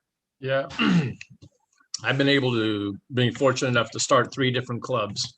And one of the things that I've learned, and I learned it from my original club, by the way, we met on Saturday morning at 6:30 in the morning when I was there. And as the sergeant at arms, you have to get up at 5:45 to go to a meeting. That's how dedicated we were. But anyway, I learned from them on how important recognition is, because if you don't recognize the work that they did, we're coming to the end of the year. Today, I showed our DCP, and I showed them how we're 2 members short of all the work to be completed in order to get recognition. I showed them how we're one goal short, or 2 goals short of being presidential. Actually, we just submitted an achievement today, so now we have 8. So we're 1 short, and I think we'll have that done before the end of this next week. Anyway.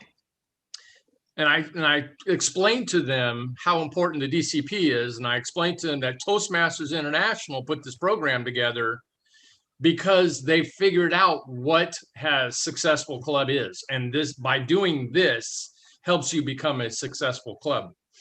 And recognition is part of that, and you have to recognize your people, otherwise you're not going to be able to retain them. So that's part of our goal.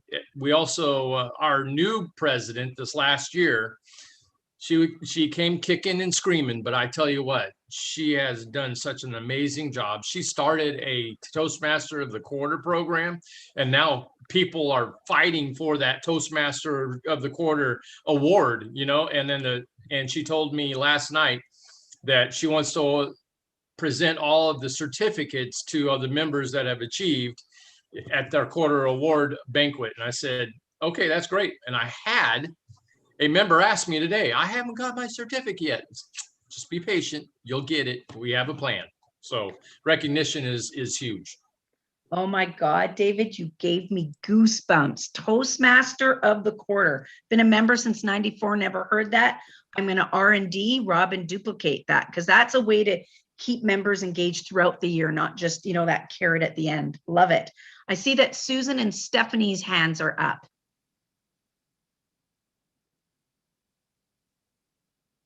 Susan, Stephanie, anything to add?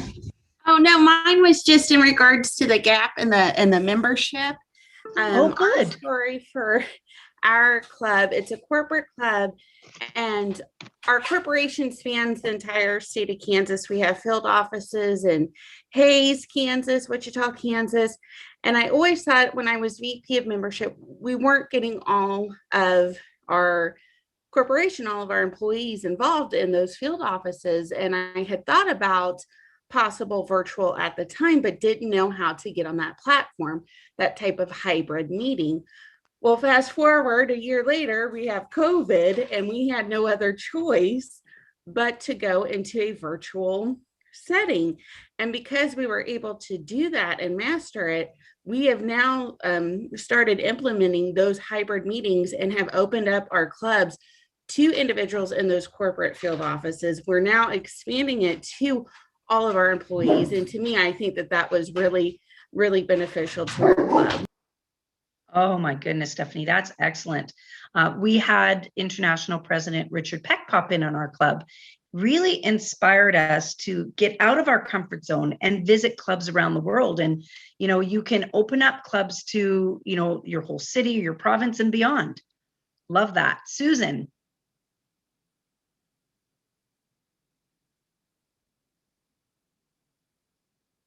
Susan, are you with us? Well, I think we had some amazing insights on the moments of truth and the learnings gleaned from using that program. Is anyone sitting on a gem that we could all learn from? I'm just going to give it one more chance before I move on. All right. Well, the moments of truth really is a time to sit in the moment and really observe your club from the ideology of what would a guest think? What would a brand new member think? And I think that moments of truth is key to success, because you don't know where you are. If you don't know where you are, rather, you can't really chart a program going forward. So definitely the moments of truth is an important piece in our toolkit. So the Distinguished Club Program, of course, membership of 20 or a net growth of at least 5 new members as of June 30th.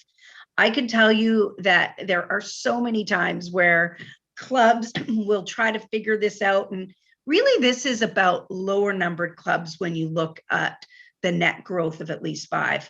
But really, 20 is the easiest to remember. And the easier it is to gain new members. So if you recall, a number of years ago, the board made the strategic decision to increase the base level of membership. And really, there were discussions at that point in time to make it even higher. And if you were to ask my personal opinion, I find that whenever our club gets down to about 14, that's when we start to press the panic button, because it's easier to go from 14 to 15 to 16 to 20.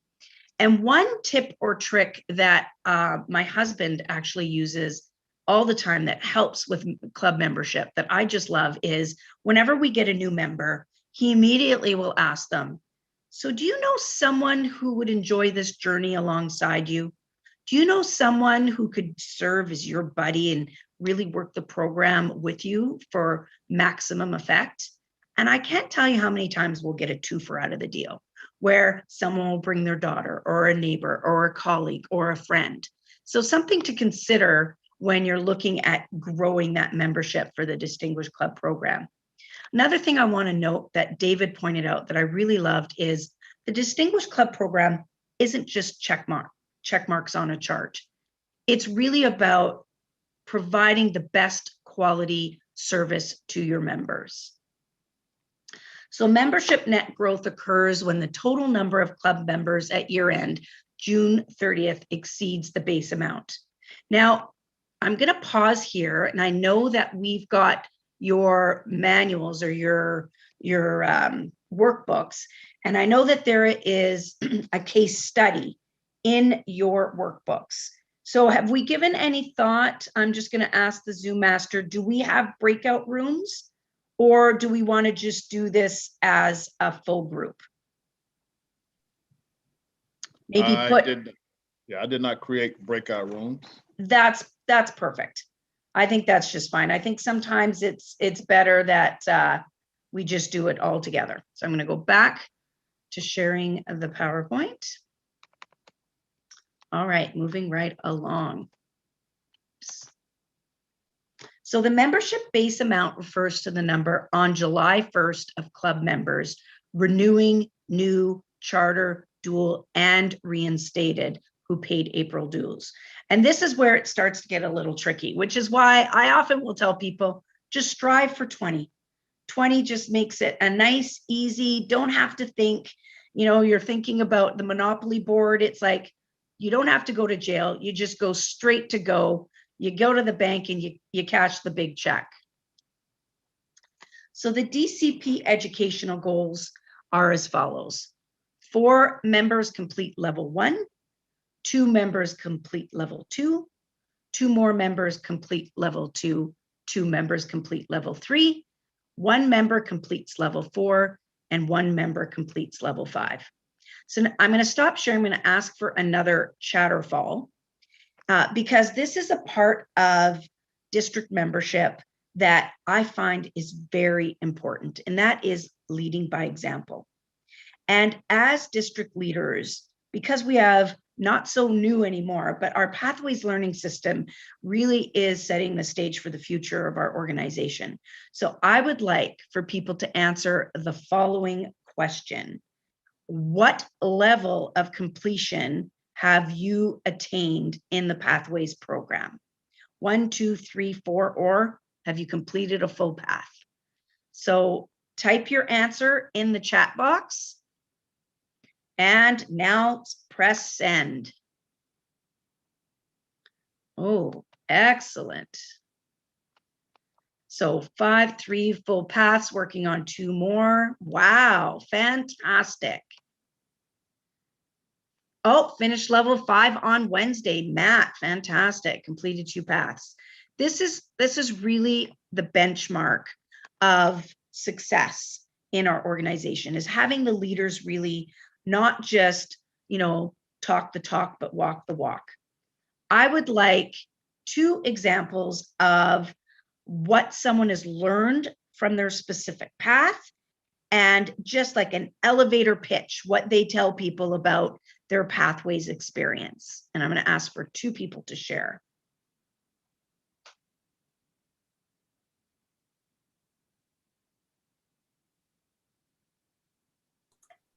I'm going to go back to the chat box. There was someone who did visionary communication, I think I saw. Who was that? Rob Christensen. Tell me, what was the biggest learning from the visionary communication path that you completed? When I took the assessment for that, my goal, I answered the questions from the point of view of what I do for a living as an IT project manager. So that's what led me into the path, was improving my skills as a PM. And there were a bunch of points about creating a vision. And from a project management point of view, I don't have to do that from like a CEO kind of mentality, but still, it's not a bad idea to be able to say, hey, the vision for this project is to build this application or to do this thing. And finding a way to kind of word that. Actually, what ended up happening was I ended up in between jobs while I was finishing out the path, and I was able to use a couple of those later projects to practice a couple of things that I used in job interviews that helped me get the job that I have now with American Century. So sometimes it's a different type of turn that you weren't expecting, but it did help me out with in some ways in my actual job itself, and then in actually helping to explain why you should hire me. That is fantastic. Congratulations, Rob. That's a great example. Who else would like to share a unique learning from their Pathways experience? Yes, I'd like to share. I completed one of the 2 paths I completed was the dynamic leadership path. And one of the key learning points there was learning the different leadership styles. And from that, not only learning what my most strongest leadership traits were, but also being able to leverage those depending on which projects I was working on, which would be more receptive to the group or audience I was communicating with. That is so true. It's like the audience really changes how you're going to approach something, and especially with dynamic leadership. I think that our tagline of where leaders are made, you just spoke to how that works. So congratulations, Jerome, and thank you for sharing. Okay, I'm going to go back to the PowerPoint. So those, of course, are the educational completions, and I'm really happy to see so many of you really getting to those level 5 completions and inspiring others to follow suit. All right, so the remaining DCP goals are, of course, 4 new members, and I love this, 4 more new members. And what was really cool is there was a club quite some time ago, actually. Remember back in the day when we could meet in person? They had their distinguished club chart. And what they did is they took pictures of their 4 new members, and they took pictures of the 4 more new members. So the chart, instead of just having names, had people's pictures. And what was so cool is it had gained some notoriety within the club, and that people were actually scrambling to be those first 4 and the next 4 new members. Well, this club has no issues with club membership, even in the virtual environment. What they do is they put together a PowerPoint, and they have the faces and names of the new members, and they don't stop at that 8. Sometimes, some years they'll have 10 or 12 new members because people are excited to see their name and their faces in lights.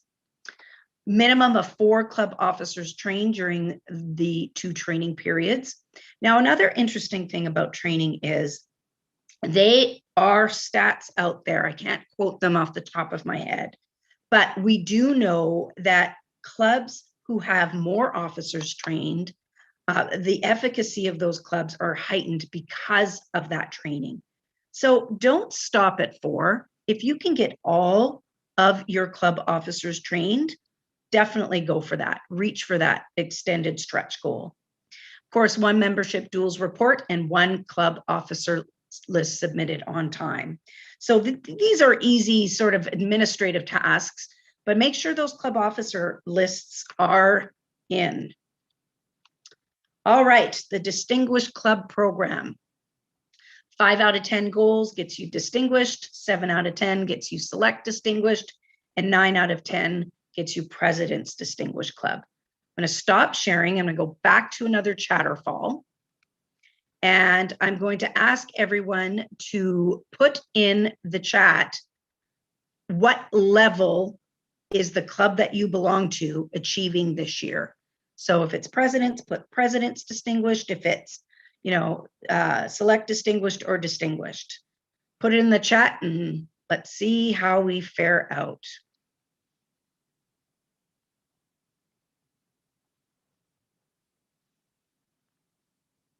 Presidents, select and Presidents, 2 clubs. Presidents, wow, this is fantastic. So, I'm a member of them. Both will be Presidents before the end of June. Okay, the last person to chime in was Norma Clinton. Norma, would you be willing to share with us what you think was the secret sauce or the secret ingredient to your club becoming President's Distinguished this year? Thank you. 1, I joined Springfield Club, and they were distinguished by December. I joined them to improve my my skills because they are so excellent. 2, I rejoined Barry Lawrence Toastmasters. And as they helped me when I was president to become presidential distinguished, I wanted to help them. So I finished dynamic leadership and started on leadership development. Unfortunately, I did level 2 and it didn't count because I had already had a level 2. But I was able to mentor a gentleman and got him to complete level 2 last Thursday. And all it takes is encouraging, being a friend, and working together. They're a good group of people, and I'm proud to be a part of them. Thank you. Back to you. Excellent. Thank you very much, Norma. So one thing I love about stories like that is it's not just about our own journey. I can honestly say that having been in Toastmasters at first, it was a very selfish journey. I needed to give a toast to the bride in 6 months. I knew I wouldn't be able to do it without fainting unless I went to Toastmasters. In fact, at Toastmasters, I fainted at my 3rd meeting. So I really, really have Toastmasters to thank for being standing to this day. But as your leadership journey goes on, it's more about that servant leadership. One thing I'd love to share with you that still resonates with me to this day, and it was in my first area director training. At the time, we were fortunate to have International President Jack Gillespie as part of our district. And he came in and he gave a very short session, but it was so impactful because this is exactly what he said. He said, all you area directors out there, he said, number 1 is do not should all over your clubs. Don't go in and saying you should do this. Don't go in and saying you should do that. Be that supportive cheerleader. It's like Norma was saying, it's about engaging in friendship and being there. So if there was one thing from the area director role that I would say I held near and dear to my heart was to keep that posture of curiosity, that posture of support, that posture of friendliness to really help them achieve what they want to achieve and not should all over them. Okay, I'm going to go back to the screen sharing. Okay, great. Where did my PowerPoint go? You gotta love technology. Let me open that again. Is there anything that has struck a chord that someone has something to add while I load up this PowerPoint again?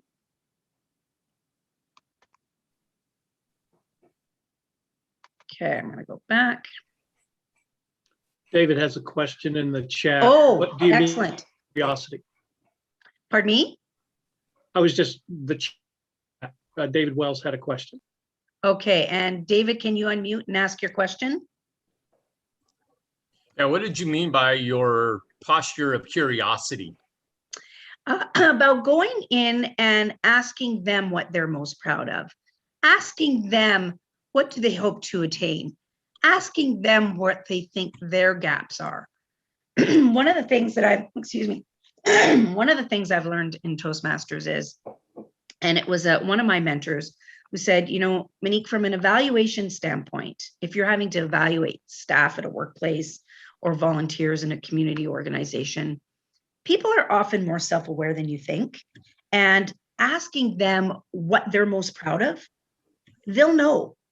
And then alternatively, asking them if there was one thing that you felt you could improve as a leader, what would it be and why? Chances are there's alignment there. And even if there isn't, allowing people to self-select what their growth point will be infinitely more successful. So that posture of curiosity from a club perspective could be asking the club executive, what do you think each of you can do a little better to help the club succeed or to service your members? That posture of curiosity will go a lot farther than coming in and saying, you should have the banner up, as opposed to saying, I'm curious, what's your banner look like? Do you have a lot of ribbons? I'd love to see it. In fact, I think new members would love to see it too. See the difference? I think that someone hearing you should put your club banner up might react a little differently than asking the question of where the banner is and what does it look like and how exciting it is for people to see your brand as they walk in. What do you say to a club that has the old banner, hasn't transitioned to the new one? How do you address that? Oh my God. Okay. So I have a confession to tell you. When I was serving on the board, it was evident that brand management was key, and that there were a lot of clubs out there that were really proud of those old banners and that historic perspective. And we as board members were mandated, and I mean mandated, not to have any pictures taken with the old banner. Wow. Well, wouldn't you know it, everywhere I went, there were these old banners. And it was really about making sure that when people walk in the door, whether it's virtual or otherwise, that they see the brand as it is today. But that those historic moments, when you are taking time to have a look back at your history of your club, that's the time to let that banner really fly, so to speak. So it's about finding that balance. One thing I will also say that a lot of districts, mine included, in fact, when I was serving as district director, there was a theme. And really the theme for our organization where leaders are made is there so that around the world, people will know our brand and understand what we bring to the table. And I think that those Toastmaster banners are about that as well. That's an Plus, if you didn't transition to the new one, doesn't it show somebody that might have seen other clubs that you're maybe stuck in your own ways and maybe not supportive of change? Completely. I think especially at this stage of the game. I mean, a lot of times in change management, you'll understand that there's always going to be those early adopters. There's always going to be the people that are right in the middle. And there's always going to be those hanger-oners to the past that don't want to quite jump onto that new change. But it does come to a point at which everyone should be at that new change, but still also respecting that the past can never really be erased, and nor should it be, because we're not where we are today without that past. But it's about making sure that presence of the future is always there. All right, I'm going back to the sharing. So now we're going to talk about the Vocal Violinists of Vienna. So this is a club timeline. And because I am kind of tired of hearing my own voice, who would like to lead us from July to December? Reading out the bullet points.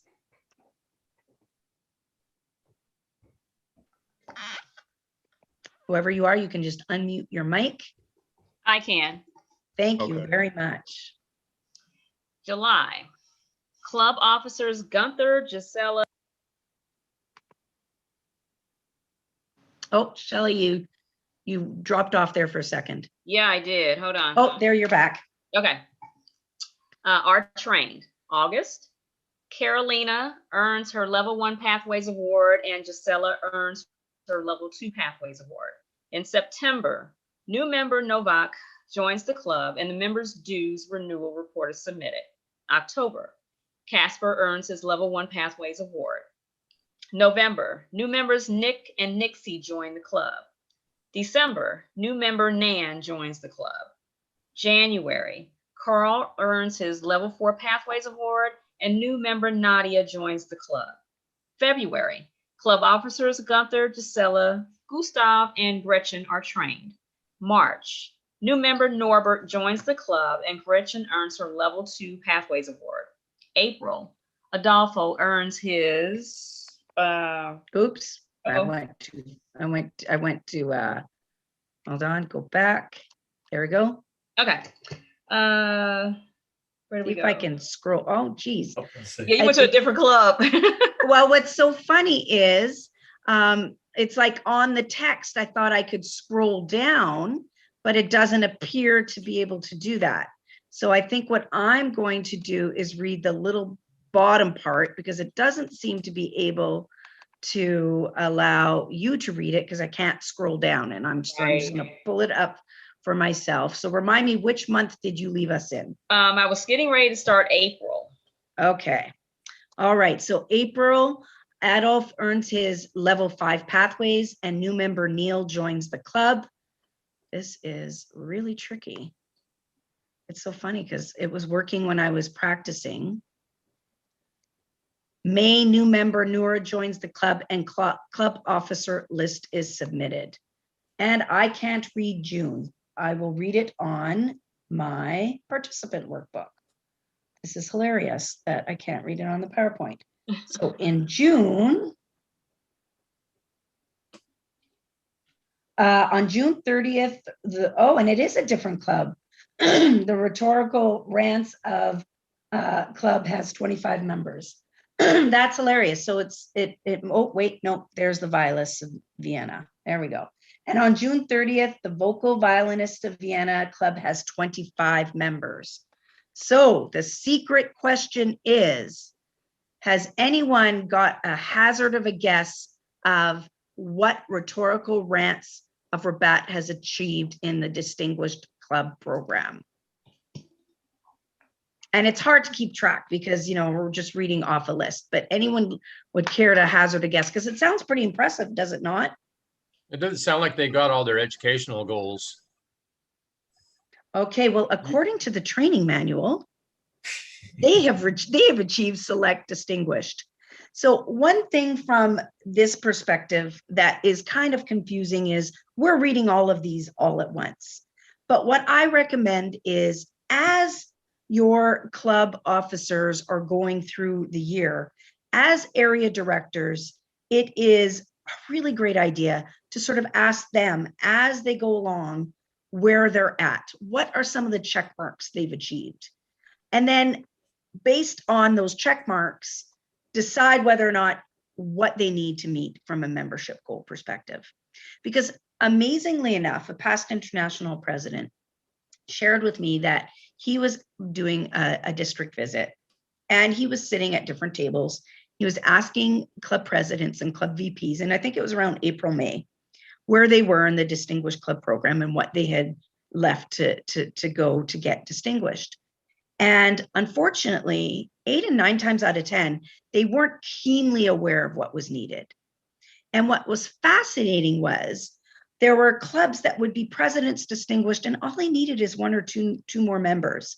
And once that was illuminated for them, they were ebullient and joyful at the fact that, hey, that little bit of extra work to get a couple new members really gives return on investment from a recognition standpoint. But really, those new members aren't necessarily about check marks on a DCP chart. It's about that fresh ideas, the fresh blood, the new energy that is created when you have new members in a club. Remember when we talked about how we start off our journeys often in a more, focused internally, what can it do for me? But that as we go on, it becomes about other people's journeys. New members are the lifeblood to a club, just as new clubs are lifeblood to the district. I can't tell you how many times people will say, well, why do we build new clubs when so many clubs are struggling? Well, if you subscribe to the abundancy theory, which is something I definitely subscribe to, it's like the sun. Success begets success. And the more members we have in a club is successful. The more new clubs we have in a district is successful. But more importantly, at the core of that is the members within those successful places and clubs and districts are having a really great Toastmasters experience. Any questions about the Vocal Violinists of Vienna? If I may, Yes. one observation is that, it's amazing how Toastmasters International has developed this plan. Why do you need 4 members? And then why do you need 4 more members? Because the attrition rate is about that. And the magic number is 20. You take 20 people to charter, that's your goal. It shouldn't be just 5 more. Your goal should be always 20, because the more people you have, the more people you have involved, the better, more flow, more flow. That's real good. The better flow of a meeting you have, and people are impressed and they want to be a part of something like that. Totally. And I find, this is just my own personal observations. This is not, from Toastmasters International, but I encourage you to look at clubs through this lens as well.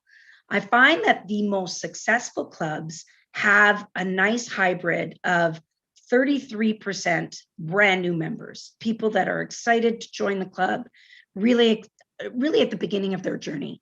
And then 33% of those members, maybe not at their DTM, but midway through, they're like, they're working the program. They're not newbies. Occasionally in that midsection, you've got area directors, division directors, and so on.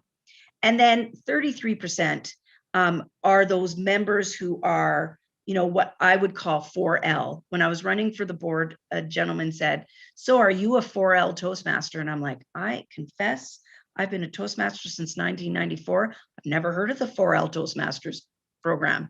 And he laughed uproariously and he said, "Oh, no, it's just my coined phrase and it's for life, 4L Toastmasters." And so a lot of the clubs have one or two of those 4L Toastmasters that are really that they have the breadth and depth of experience that you'd like.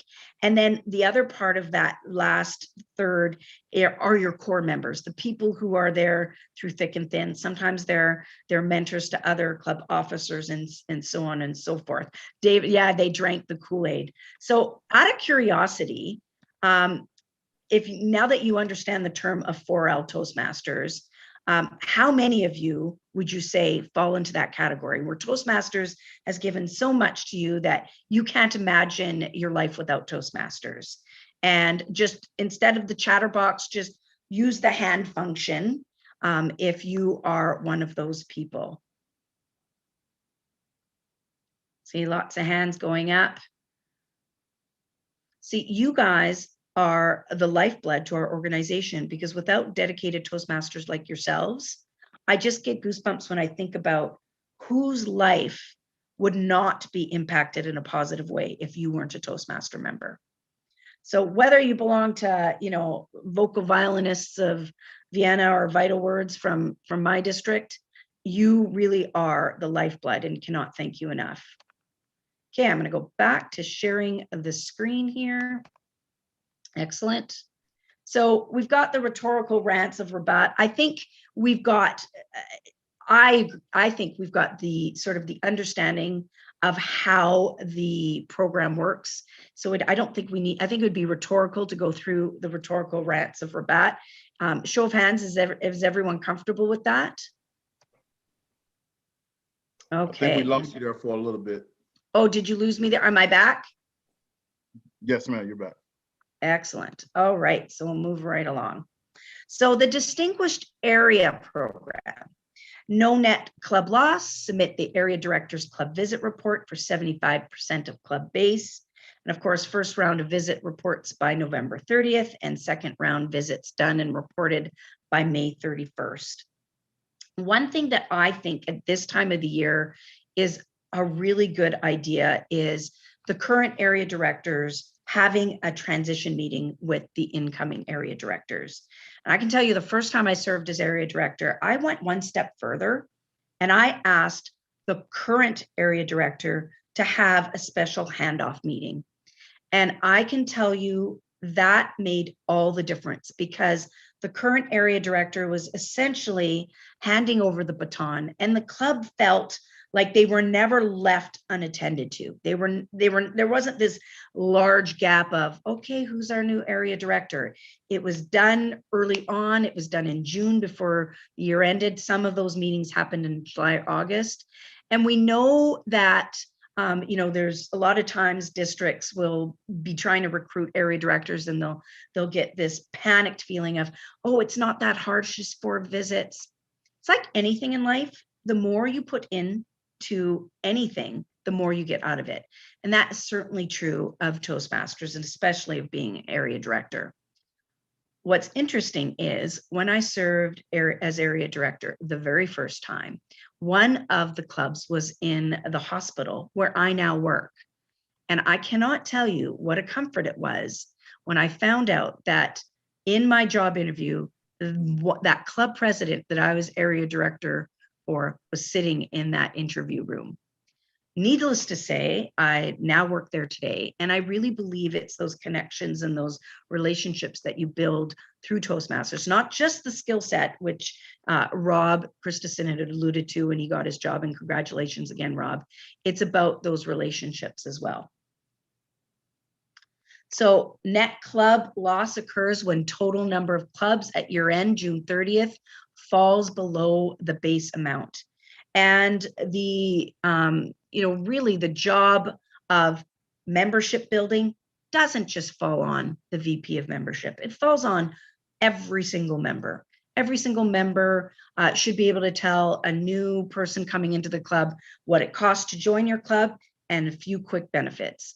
I find it's very discombobulating when you'll be in a club and someone will ask, what's it cost? And people look around and are like, Bob, the treasurer is not here. Sally, the VP, I don't know, come back next week. Do you think that person comes back next week? Sometimes, but sometimes not. You want them all prepared. Similarly, with the district and building of clubs, really when you think about the program quality director, making sure that there's excellent quality club activities where people are giving really good speeches is a piece of that. But the club growth director, it's not all on them. Not only should they have a team, but really it's really about all of us making sure we're open to the opportunities of new clubs, open to the opportunities of people joining existing clubs. So I feel very strongly when I say the area directors and division directors have a keen understanding of what's happening within their respective areas and divisions, and really think about those opportunities for new clubs. I'm going to stop sharing for a quick moment because this, for me, is such an important piece. And I'm going to ask people to put in the chat. Oh, area director was the best role for me during my time in Toastmasters. Shed, I agree. That is seriously the most beneficial role. I'm going to ask everyone to think about a place or an opportunity where a new club could be built. And I encourage you to put it in the chat now. And as district leaders, I encourage you to take out your notepads. Give that a moment. Could you repeat that question? If anyone on this call has an idea for, oh, I see one virtual advanced club, but has an idea for a specific new club, put it in the chat now.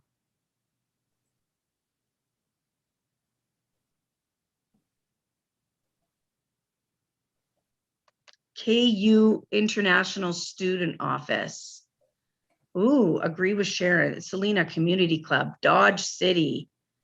Former top 3 leaders. Excellent idea. I'd like to hear, oh, immigrant camp. What would that one look like? I'd love to hear more about that one. KR, are you able to share with us?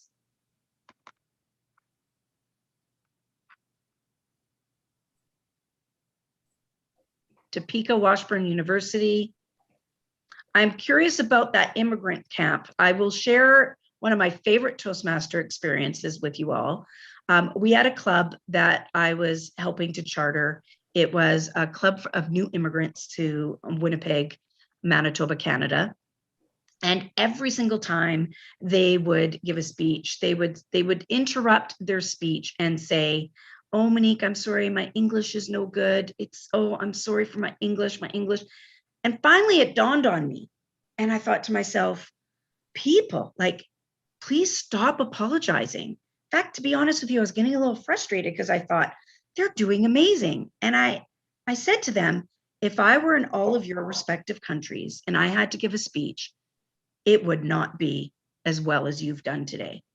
And so then I decided to do a speech. I took a CC manual and I did a speech in each of their respective languages. And I learned that I can hit the red light pretty easily in English, but I was convinced each and every time when I was giving a speech in a different language that the timer was sleeping on the job because the green light never appeared to come quickly enough. My first evaluator, Juan Pablo, he was from Spain. His evaluation to this day makes me giggle. He says, Monique, You have a big heart. This was a beautiful idea. Your Spanish, no so good. So I'd love to hear about the immigrant camps to help those who are trying to learn English, and the club would help them during a difficult time. We all need support. I like how Ralph Smedley volunteered to help those trying to learn English. I would love to say "Cieso verdad." I think that means yes, I think that's true. I think that is a great idea. Thank you for putting in the chat with your microphone not working. All right. So we talked about this. Area Directors Club Visit Report Form. So I will be honest in telling you it's been a while since I've had to fill those out. But I will tell you that the way to make those work is for district leadership to actually read them and to actually surprise clubs, pop in and congratulate them on a few of the items noted in the club visit report form. Because nothing is more frustrating than having to do a lot of paperwork and then no one reading it or no one paying attention to it. So that is one thing I will say. Is there anyone on this call who has done a club visit report form that is comfortable in being someone that people can reach out to for support and how to fill it out? Is there anyone on this call? I Dan. heard there's a new one coming. And of course, yes, that is true. There is a new one coming. So Dan Arbuckle is your point of contact when it comes to filling out your club visit report form. And all of the division directors, fantastic. I will say that one of the key components to a successful form is looking for those new leaders. Who remembers that, that speech winning contest that was, I see something in you? This is the time to look at your membership and see what you see in them, and don't be shy about putting it on that form. I can tell you when I was incoming district governor, but district director now, I looked to those forms to see where those future leaders lied. And there is nothing cooler than sharing that third-party compliment and calling someone up out of the blue and saying, Dan Arbuckle, did you know that Dave Wooten, Norma Clinton, and Joanne Monroe spoke so highly of you in that form and think you're ready for area director? Can I take you out for coffee to chat about the benefits of that? Every single time I was able to share the specific compliments that people espoused about them, I had a much more successful visit. Did they all say yes to area director that year? No, but in future years they did. So sometimes it's about planting that seed. I find that in Toastmasters, we're often farmers, aren't we? We really plant the seed, we water it, we watch the sun to come out and watch them flourish and grow. So thank you again, Dan, for being that point person, and of course, all the division directors. My big Matt, thank you, Matt. My big learning from last year was do it as soon as possible, even if busy with other things, before your memory of the visit fades or blurs with other club visits. Oh my God, that is a brilliant suggestion. I think that holds true in so many instances, but especially when you're visiting multiple clubs, they can blur together. So that's a great suggestion. Thank you. All right, so now we're going to talk a bit about club-based definition. The area's club base is the number of paid clubs assigned to the area as of July 1st. Clubs are considered to be paid when they have submitted a complete April dues renewal report. And these and new clubs chartered between April 1st and June 30th are counted in the club base. Reminder, when you're looking for people to get that DTM, the highest achievement in our organization, look for members who are close, because those are your key individuals that can help with club coaching, club sponsorship, and club mentorship. One thing I'd like to say about that is, it's, as I mentioned earlier, the more you put into something, the more you get out of it. We really want to look at building sustainable clubs. And so often we'll charter a club and it takes so much work. It's like, pardon to the gentleman on the call, it's like birthing a new baby, and this new baby is new to the world, and we don't give them, that baby, that is, the supports they need to become a toddler. And so if they don't have those supports, guess what? They're not going to ever learn to walk, and we lose them as viable clubs. So when you're really talking about building those clubs and that great list that you generated in the chat box, think about strategies and ways you can make sure that they become sustainable. Does anyone have a club building story that they can share of a club that's built that has lasted longer than 5 years? I think we learn best from stories from others.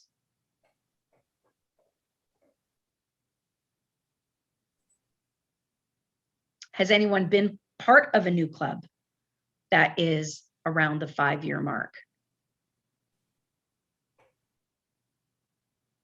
Okay, well, I'll go. Dan, thank you. Been in the club that's been around a little bit more than 5 years. We struggled, as many clubs do. We kind of started that corporate club struggle early, but it's a charter member of KMC Toastmasters. And it was easy to get 20, 25, 30 people when the business was paying dues. When it came time for it to be our skin in the game, that kind of changed the numbers. We've struggled to be at 8, 9, 10. We're always 1 or 2 members shy of being President's Distinguished because we have no problems with the education awards. It's that 4 and 4 that always seems to be the stumbling block. But we have a core, but it's not necessarily the same core. You know, people promote, people move, 1 or 2 people come in. There's always that volume struggle when it comes to numbers of members, but we always have quality members. The Med Center is amazingly diverse, and we have wonderful people from any walk of life that come into our club, share wonderful stories. It's a great experience. It'd just be nice if there were a few more of us to experience it. But we did. Well, I'd It's be a struggle, curious. but we keep struggling. I'd be curious to know if my husband's strategy of whenever you get a new member, immediately ask them, who would you like to join you on this journey? Because we have found that, Well, especially in a corporate club. Especially in a corporate club. I mean, I could see that working everywhere, but in a corporate club, I agree. Somebody else in the department, somebody that you know in another, yeah, that's a great idea. And further refine that corporate club where they have to pay their own dues. Because you can find members if somebody's willing to pay their dues. I agree. And in fact, I will often, when I'm, sometimes what will happen when I was both region advisor and as international director, when you're doing a corporate visit, and I'd love for Rob Christensen to chime in. Sometimes you'll have companies that just want to write a big fat check and they want the club to charter. And it's about finding that balance and letting them know that perhaps it's best to pay half their dues, or perhaps it's an ability for them to tie the yearly evaluation to some Toastmasters goals to keep them motivated. Rob, have you got any stories around that? You know, one case I recommended that the company pay the new member fee and not the semi-annual dues. And that way it kind of gave a little bit of an incentive, you know, to join it. Oh, I get a discount essentially when I first joined, but it puts the responsibility on them. And so that was one of the ones. And then when it came to tying, one thing I learned, I was the RA when we transitioned to Pathways. And at the beginning of my term, you know, I was still carrying CC manuals to other districts to go to corporate visits. And I was like, well, this is pointless. We're transitioning 2 months. So I had to go in and dig into all the paths.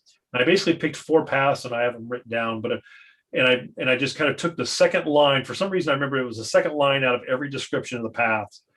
And I used those 4 to present to them. I said, here's how our program ties to, you know, corporate training type of, you know, thoughts. And I remember that it was a Whole Foods in Austin the first time I tried this. And the training guy down there just lit up. He's like, oh my God, this is exactly perfectly what we need. He was just gushing for like 5 minutes about how amazing the program was, just from those 4 sentences off of 4 of the 10 at the time 10 paths. Now we have 11. But those were just a couple of things that I tried. That does not surprise me one little bit. So Rob Christensen and I have crossed paths here and there, even in a swimming pool, because we both had the same Garmin swim watch. But I actually heard about that, Rob, from other people. So you really left a legacy when you did that, because I was serving on the board at the time we were transitioning. In fact, I was doing a district visit the day Pathways launched in Region 4. And I can tell you, it was your inspiration of don't worry, Monique, you can figure this out. You can do this. That allowed me to accept the cookies and actually get on Pathways. So I don't know if I've ever formally thanked you for that, Oh, but thanks. thank you for that. And thank you for that great inspiration. All right, so I'm going to go back to screen sharing. So distinguished, select distinguished, presidents distinguished, these are the levels that you need to attain. Distinguished levels equal to at least 50% of the area's club base. So you want half your clubs to be distinguished at the very minimum. Distinguished clubs equal to at least 50% of the area's club base plus one more distinguished club will get you select distinguished area. And distinguished clubs equal to at least 50% of the area's club base plus one more distinguished club and a net club growth of 1. So remember when I had in the had you add in the chat some prospective leads? If you charter a club, that gets you to that president's distinguished area. But really, in my opinion, it's more about how many people's lives are being impacted with the introduction of Toastmasters.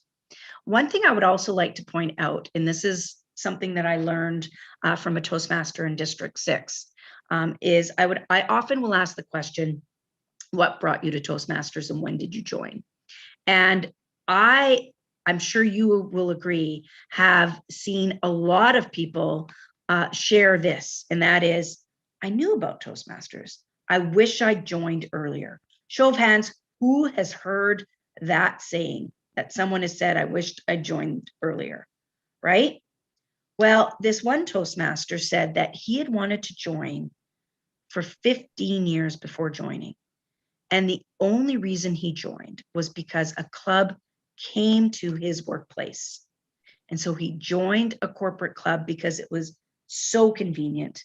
And now he's a member of 3 or 4 clubs, fully involved, and has served on district leadership. So when you think of it from that context, think about those future leaders that might come into the fold as a result of that new club. So it's not just about the recognition program, which is great, but it's about the lives impacted when you give these opportunities to people. All right, I'm going to go back to the PowerPoint.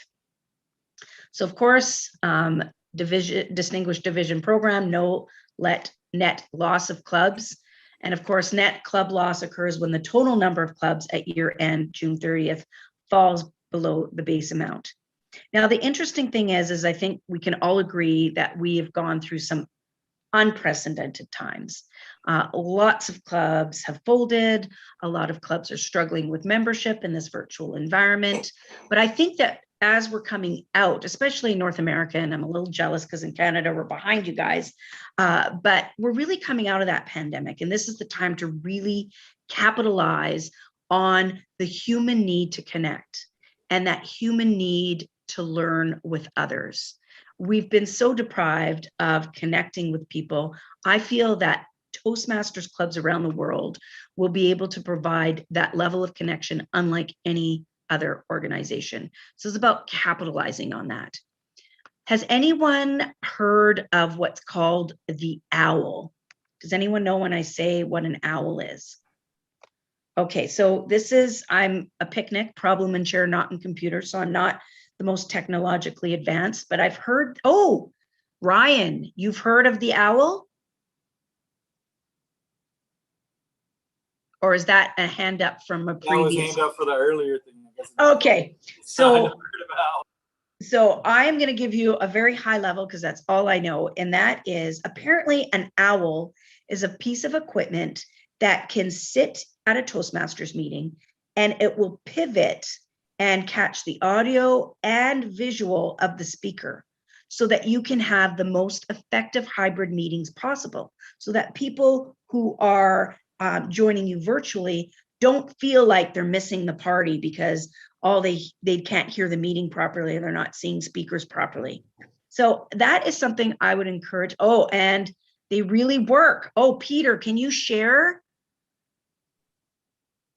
Catches all the comments and sees everyone. I can share. They really work. They're costly, $1,000, but you just put it up anywhere. It's not so good in a small room, but for bigger rooms, it will scan and pick up wherever you are. It'll pick up all of the voices, and it has a speaker, so it will amplify everybody who's talking, so everyone can hear everybody. So it's a good product. Oh, Peter, thank you for that. So something to think about as we move forward. There might be some people who have become comfortable in a virtual environment. And so this is a way to provide the best possible experience for everyone at your meeting. All right, so the division's club base is the number of paid clubs assigned to the division as of July 1st. Clubs are considered to be paid when they have submitted a complete April dues renewal report.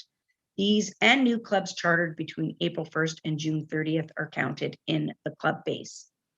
One thing that I will remind everyone, back in the day when I was serving in district leadership, they called it per caps. And I wasn't a fan of the verbiage used, but it does bear mentioning that any member in any club that's chartered in that first part of the year ends up paying 3 times each of those members. So that impacts your numbers greatly. So not that, you know, one Toastmaster is more valuable than the other, or one club is more valuable than the other, but from a logistics and counting the numbers, the ones that charter earlier do have the highest propensity to getting you to that distinguished status. So something to keep in mind.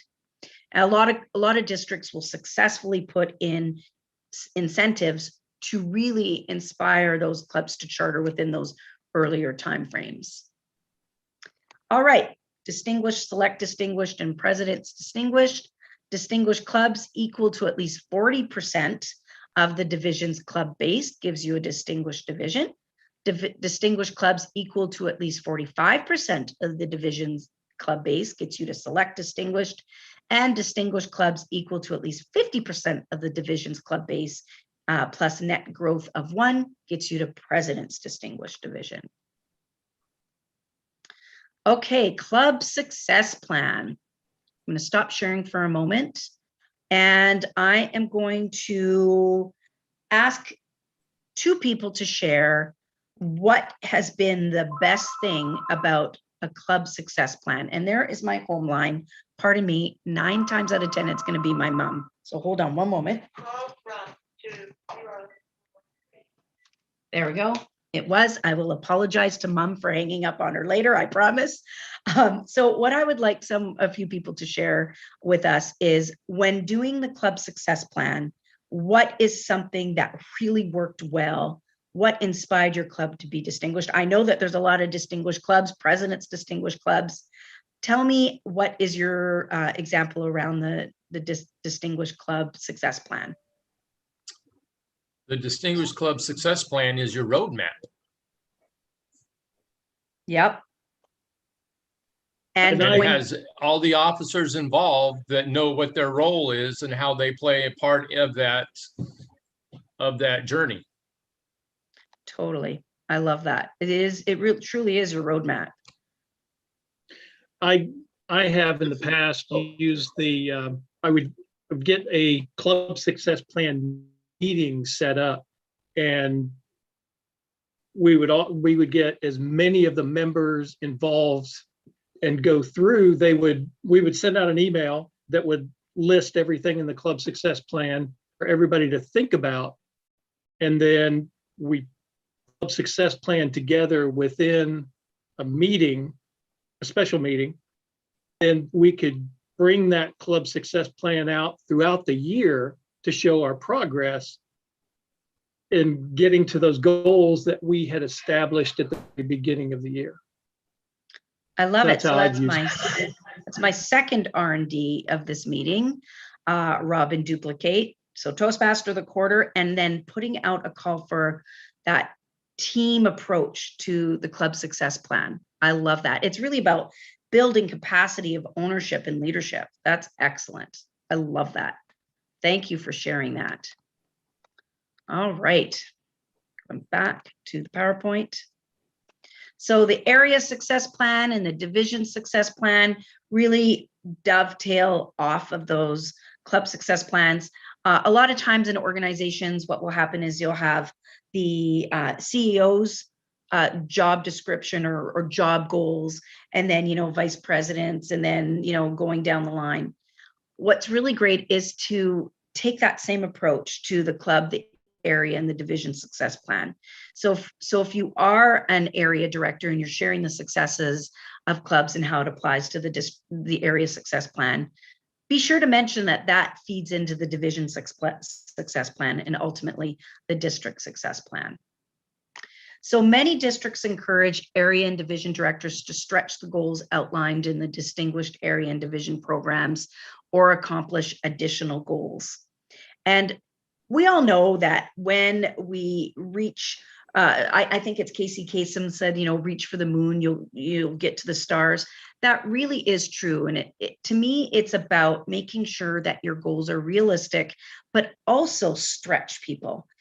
If anyone has ever heard of the Great Greyhound Theory, you'll know that in a greyhound race, they have a little pace rabbit, and the pace rabbit goes around the track. And if that pace rabbit is so far in the distance and can't even be seen, the greyhounds won't finish the race. They'll be like, that's too unattainable. They don't have a roadmap, and it's too lofty a goal. Alternatively, if the goals are not set high enough, and that pace rabbit is kind of pokey around the track, the greyhound also won't finish the race, because the greyhound goes, that was too easy. Where's the fun in that? So it's about finding that balance and making sure that everyone has that roadmap in front of them and are encouraged to reach for those goals.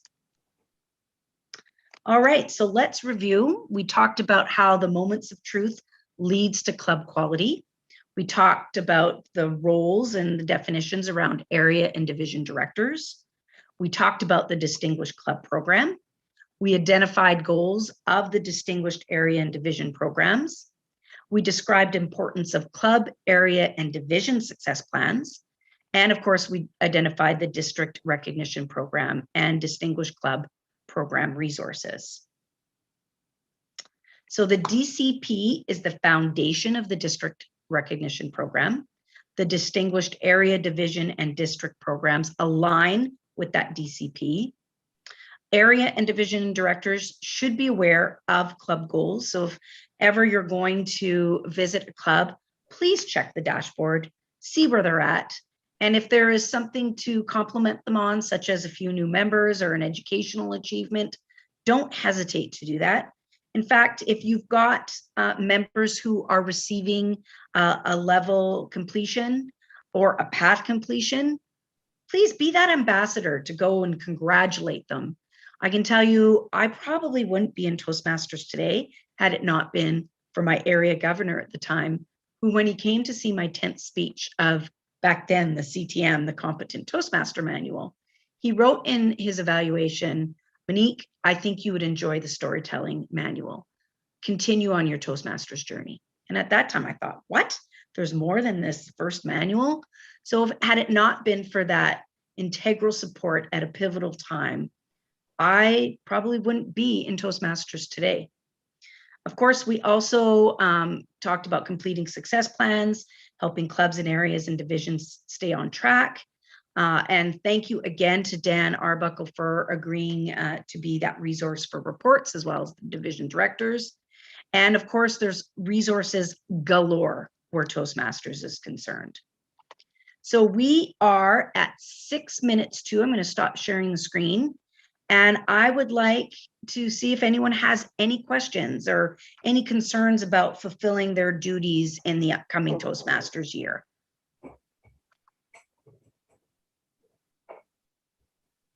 Shed had you did a input great from job. members. Oh, thank you. And I loved some of your input, and I took notes because yeah, this is the second time doing the area director. I don't think I did very well the first time, but I'm going to learn from that. But I liked some of the input that you had. Thank you. Oh, thank you, David. Well, if you're familiar with the Toastmasters training manuals, one thing I love about Toastmasters is we all together are collectively a heck of a lot smarter than we are individually. So please lean on each other. Pat Johnson, past international president, often will say, you're standing on the shoulders of giants. And each of you are giants today for taking on this monumental role within your district. And, the resources that, the manual and the handbooks, those are there for you. But I find that training works best when we learn from one another. Does anyone have anything to share? If not a question, does anyone have anything to share that they're excited about in their upcoming role?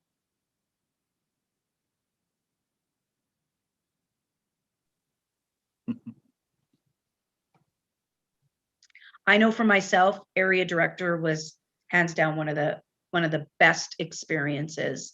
One thing I learned from being area director was, believe it or not, it can be shy to walk into a new room, which is why I asked the previous area director to introduce me. And you'd be surprised, it did take extra time, but the area director prior to me, every once in a while, she's still in Toastmasters as well. And every once in a while, we'll joke and laugh about how nervous I was, but really embraced the opportunity. All right, well, I would like to give back the gift of 4 extra minutes. How does that sound for everyone?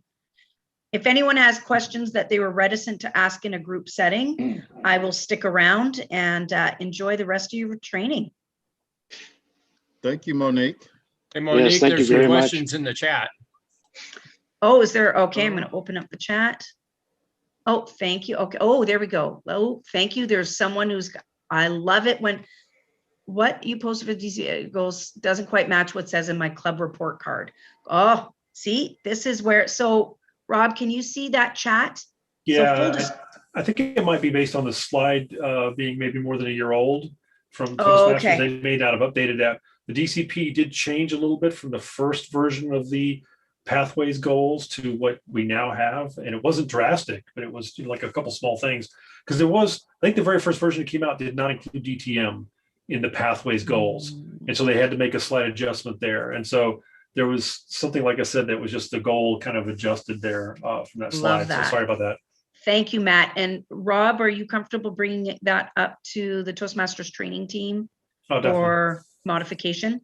Yeah. Because surprise, I didn't create the slide deck.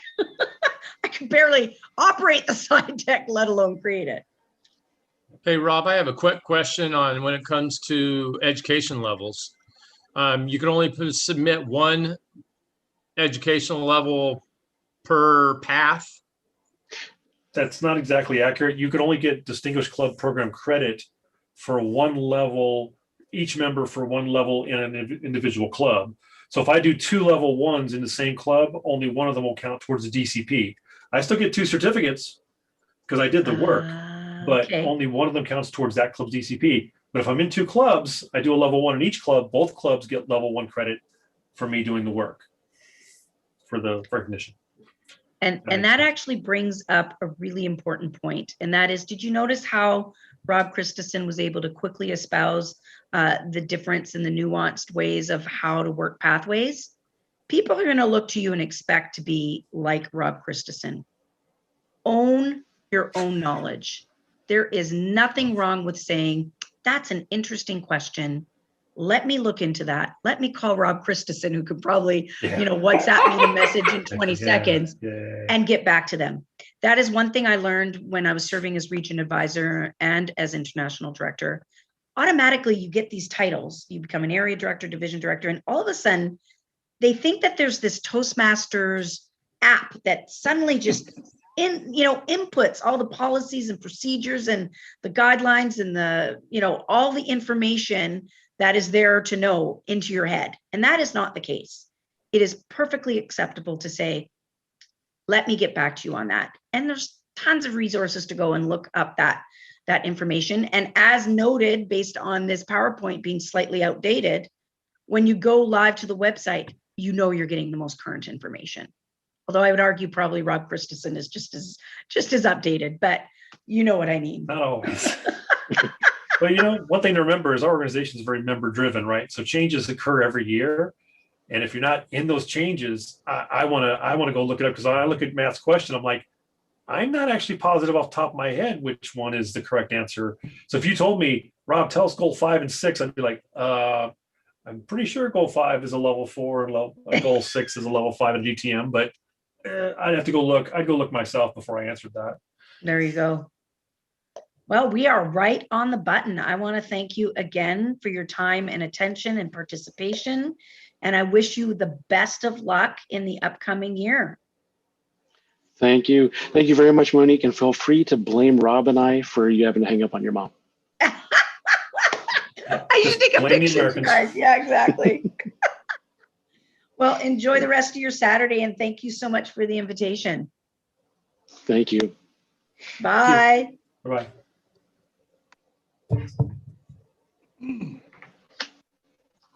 And I think we're ready for another 10-minute break, or for a 10-minute break. And I will try to find that handy timer here and share it. Does anybody have any questions before we head into a break? Was there an agenda for today? Was that part of that email? Yes. Yeah, it was attached to email. I was under the weather yesterday. I had a tooth removed, so I was not looking at email yet. So let's put it that way. It wasn't a wisdom tooth, was it? No, I'm just joking. No, it was a broken tooth. I'm joking with you. I had a root canal removed and I was sedated, so I was out. I didn't sleep at all last night because I slept all day yesterday. So I'm kind of struggling now. Oh. All right, we'll hit this quick 10-minute break and we'll come back and talk about quality contest. Ooh, contest. Mike say I can crank up the grill now. Was the weather going to hold for that today? I hope so. I'm looking out the window, it's like rolling in and out. Yeah, I looked at weather.com. It was going to be like rain, not rain, rain, not rain. I was like, what? Can't plan around that. Yeah.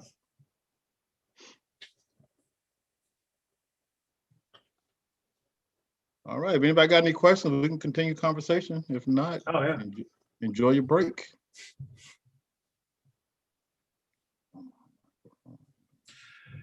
You know, Monique was actually the person. So when you apply for the region advisor role, you get a couple of interviews, and Monique was the director that actually had to interview me. And when we were talking, she was telling me that she thought region advisor was like the area director for the districts. And it was kind of interesting because we had that conversation. I hadn't really thought of it that way, but it really is kind of a similar kind of a role in that regard where you're doing that kind of support. Just the difference is the districts are, you know, I mean, your district leaders tend to have you know, the experience there, and sometimes the clubs can be, some are very experienced, some are not.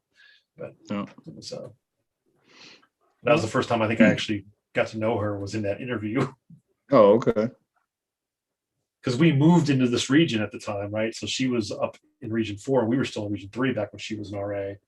And when she started as an ID, we transitioned during that time frame. Yeah. Well, I don't know if anybody sees KR's comment. She's trying to hook up her, have her microphone recognized. You know, one thing, KR, down in the where the mute option is, where there's an arrow, if you click that little up arrow by the word mute, it gives you a select the microphone option there. Go to auto settings.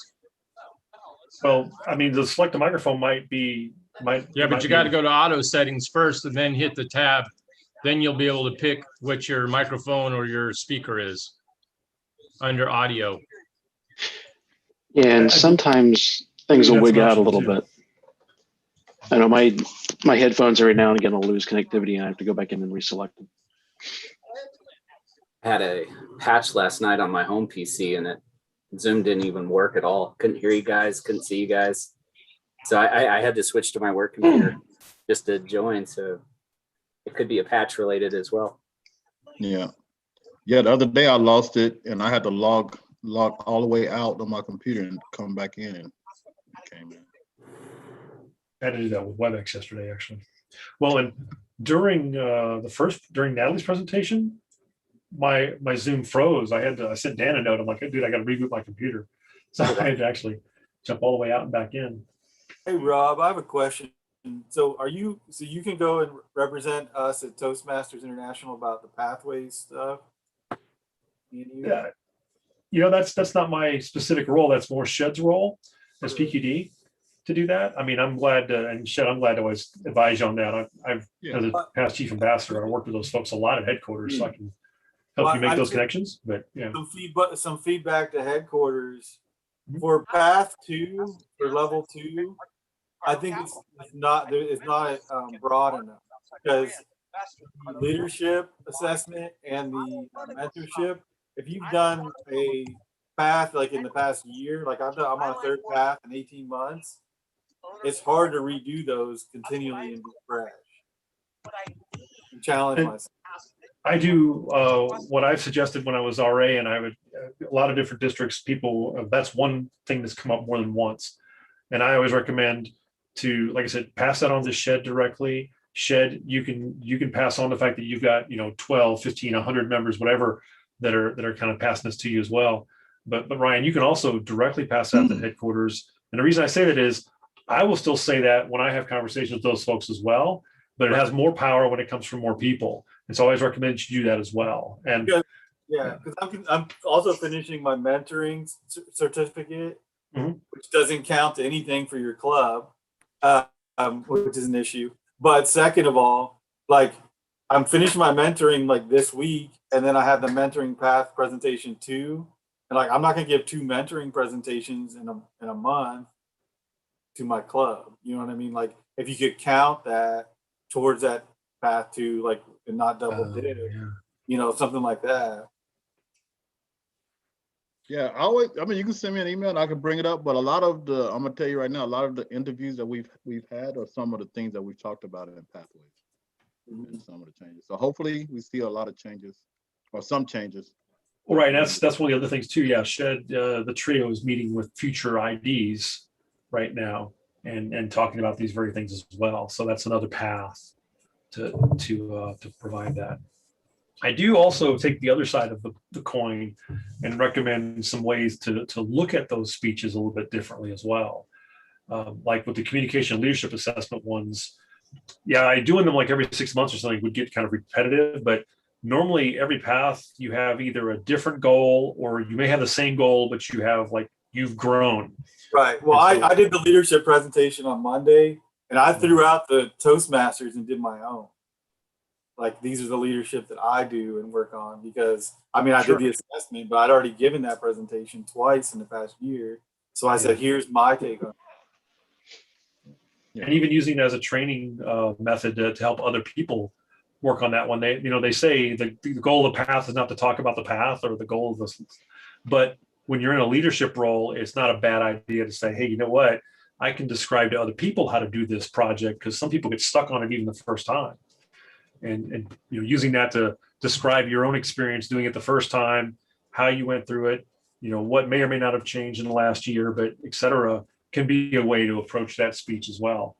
But I'll tell you, the mentoring ones, I've done that one 4 times and I still have stories left over. I mean, I can tell to cover the mentoring speech. So I'm not disagreeing with you that I would love to see some electives for second and subsequent paths to level 2.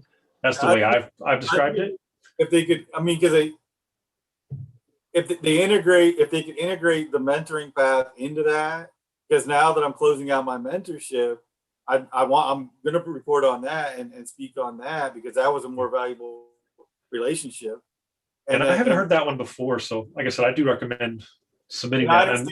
I understand that every path has to be unique, because you could be starting there, but it's almost like you need an advanced path to be able to say, like, I've been mentoring or I've been serving as a mentor. Here's my experience there, like kind of combine the two. Hey, Rob. What is the thought process of having everybody do an icebreaker and the first 2 paths are the same for every path? The first 2 levels are the same for every path. What is the thought process behind that? Well, like I said, part of that is that every path is its own goal, which it isn't to say that you can't keep working on the same goal through 9 paths, but chances are if you're doing presentation mastery and dynamic leadership, you're doing them for at least somewhat different reasons. Like I Right. talked about doing visionary communication for my job, Right. and I did persuasive influence to become a better RA. And then I started effective humor to incorporate humor into my, or engaging humor into my speeches. So the goal's different. So every icebreaker, by the way, the icebreaker is not to tell me about yourself speech. The icebreaker is to tell me why you're here speech, right? Tell me why you're working on this path. That's the way to approach an icebreaker. And I gave 22 competent communicator icebreakers plus 4 pathways icebreakers. And I never had trouble I never had trouble talking about myself. Right. So to be able to talk about whatever my goal is in this path for 4 to 6 minutes, it's usually hard to do it that short. You know, that's the harder part, right? Is to tell you what I'm trying to achieve in just 6 minutes is not easy to do. So for me, the icebreaker makes complete sense on subsequent paths. But again, I do support the idea of having electives in there for people that are, you know, on their 5th and 6th path, et cetera. You know, that makes sense. But that's the thought process behind it, is that you're introducing yourself to the group into what path you're working on, what your goal is, and you're asking for their help. You're asking for 19 people to support you. And then you're sitting there agreeing to support 19 other people during your icebreakers, right? So that's kind of that feeling behind why that started that way. That's great feedback, because I always thought, you know, I wish they would have like a competent communicator path to where they start off with learning the basics and then move into the other part. But that, you know, I like your answer there. Thank you very much. I never thought about that. And I want to say before Dan gets started, the feedback you put in now, like the military, we always say the feedback we put in now in the military, it might take effect in like 3 years. So as leaders today, what we put in is going to affect our leaders in the future. So Ryan, put that feed out there, and then hopefully they take that and in those little executive meetings, they talk about that and make those changes. So, all right. And I always say, Ryan, you know, adjust your speech to your audience. For instance, I know in Toastmasters, they talk about the leadership style. The last time I gave my leadership style, I talked about military leadership. And I stepped away from the Toastmasters leadership because I'd already given that already. So. Is that the leadership that says shut up and color, or is that the leadership of? That's not Marine, no. Yeah, that's right. That's Marine talk. That's pretty bad. I had a boss. I had a vice president. My boss was a Marine. I said, "How do you know where to stand? There's no feet in your office." All right, let's get back to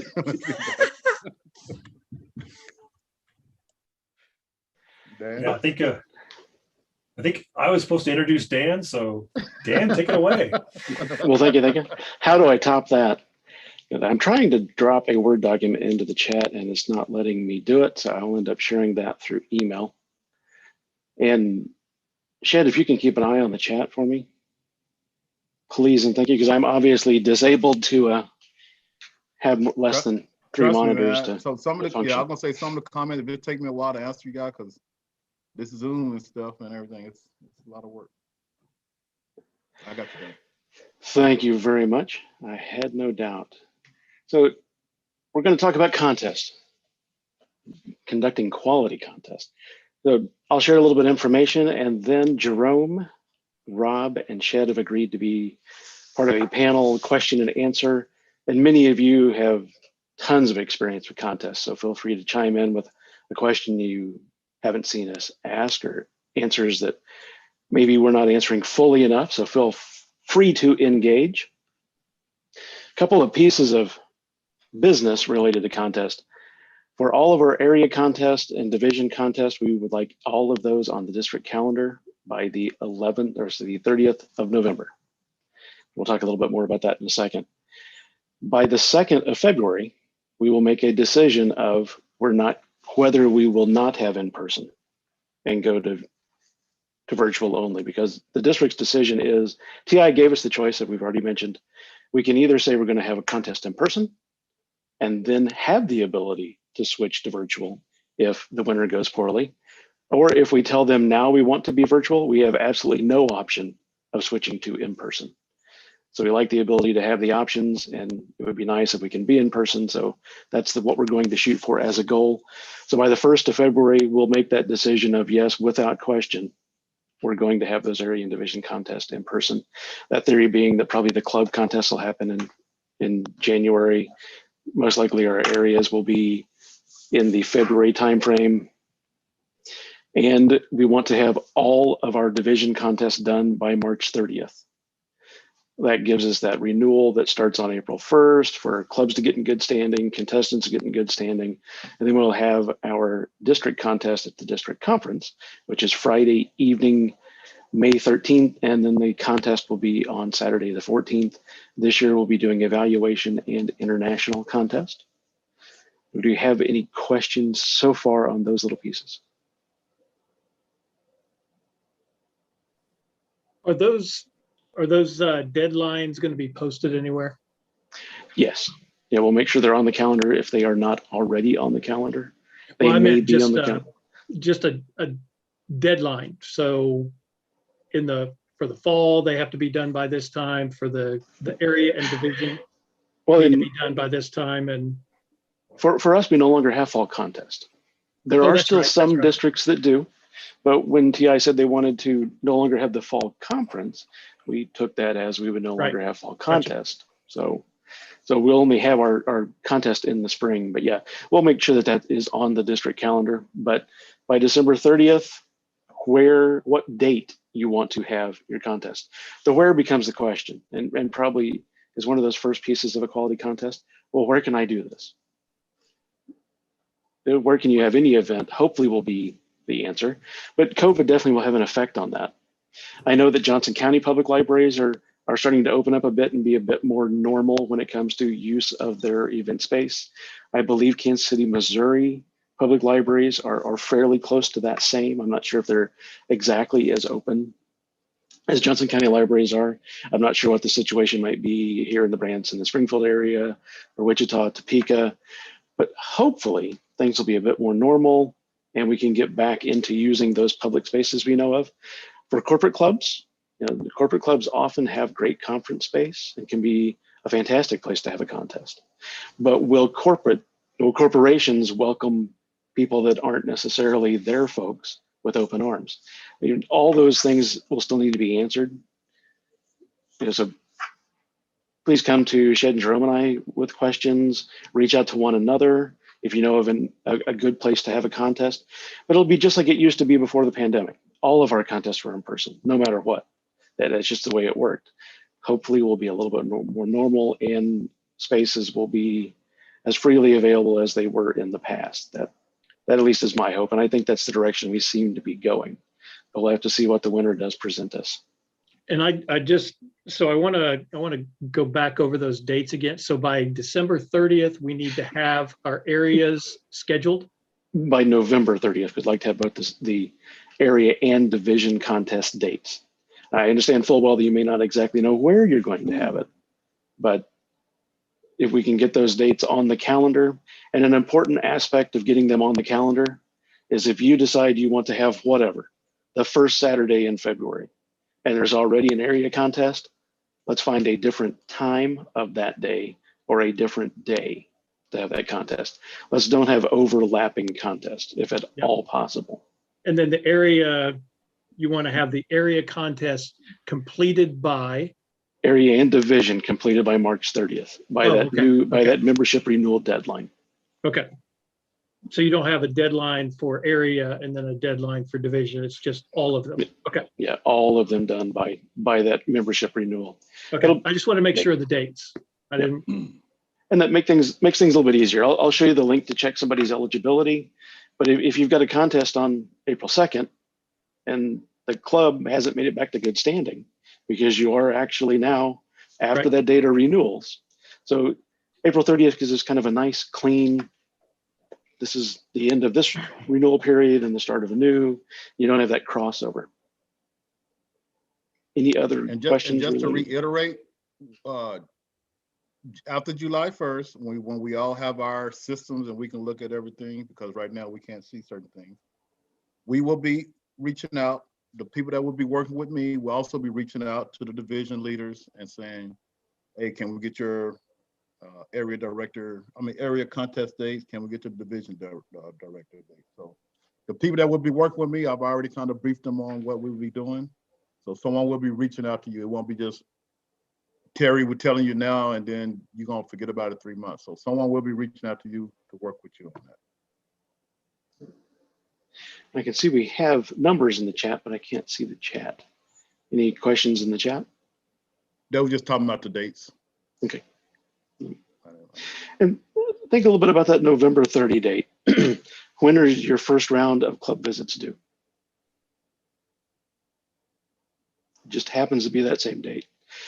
So that gives you the chance to, if you've talked to your clubs, you've shared with them a little bit, hey, this is when we're gonna plan on having our area contest, and share that information. Sorry about that. Let's talk a little bit about the contests themselves. Many of you have probably heard me say this, and full disclosure on my part, I turned down being an area director the first chance I had to be one because I didn't think I would conduct contest well enough.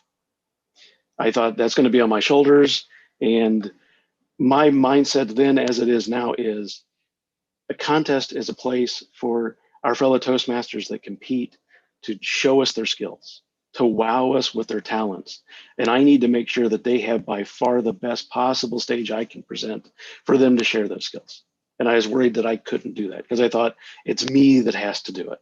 Well, we know that's not true. It's all of us together. I mean, as I was pointed out by the person that was talking to me about being an area director, there are people across the district that are fantastic judges. They're fantastic contest masters, fantastic chief judges, great timers, ballot counters, people that are there to help you make this work. All of us are here for one another, and we still have all of our fellow Toastmasters to help us out. It's not just on you as an area director or a division director to put on this contest.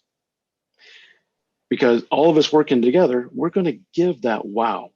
We're going to give our fellow Toastmasters that are amazing speakers, and there are limitless amazing speakers in this district. It amazes me every year. They're just wonderful speakers.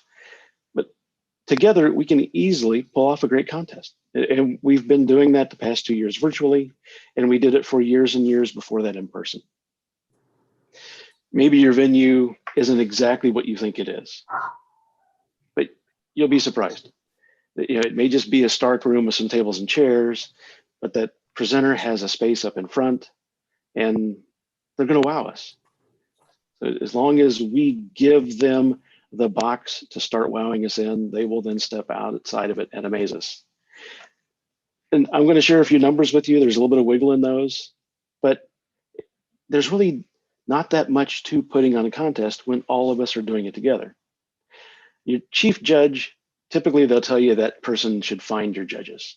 I never like to do that. If I'm the person helping organize that contest, I like to help that judge find those contestants, or those judges, sorry. Ryan asked a great question early on when we talked about the in-person or the virtual. You know, we're going to be in person, but can I have some judges that are not in person? Now, the answer to the question is no. Everybody has to be in person, unfortunately. It includes our test speakers. For our evaluation contest, for those who have not witnessed one or been a part of one, there's a target speaker, a test speaker that gives a speech. Then the evaluators all go into a room, much like our table topics contestants were, come back out one at a time, present their evaluation so that they don't get the advantage of hearing other people's feedback on those evaluations. I thought it'd be a great idea if we could have a target speaker that wasn't there in person, but they do have to be there in person. The value of being able to do judges virtually is you have a bigger pool to play with. If each of us are only in one club, it's a bit easier to find a judge. When you have somebody like Shed that's in a bunch of clubs, it makes it a little bit more difficult.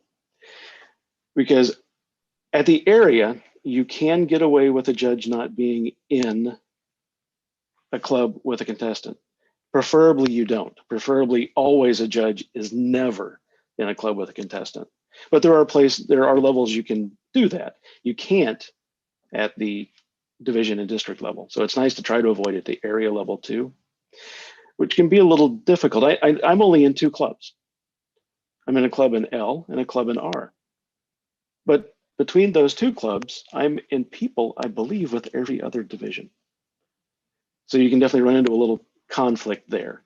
So, and that's another reason why it's important not to overlap our contest, to try to space them out a little bit, even if it's, 9 to noon and 4 to 7 on the same day, is so that you have those 7 people that you need to be your judges, so that they're not in a club with any of those contestants. And it's nice if you can avoid that your ballot counters and your timers are too, but not as vital as keeping the judges outside of a contestants club.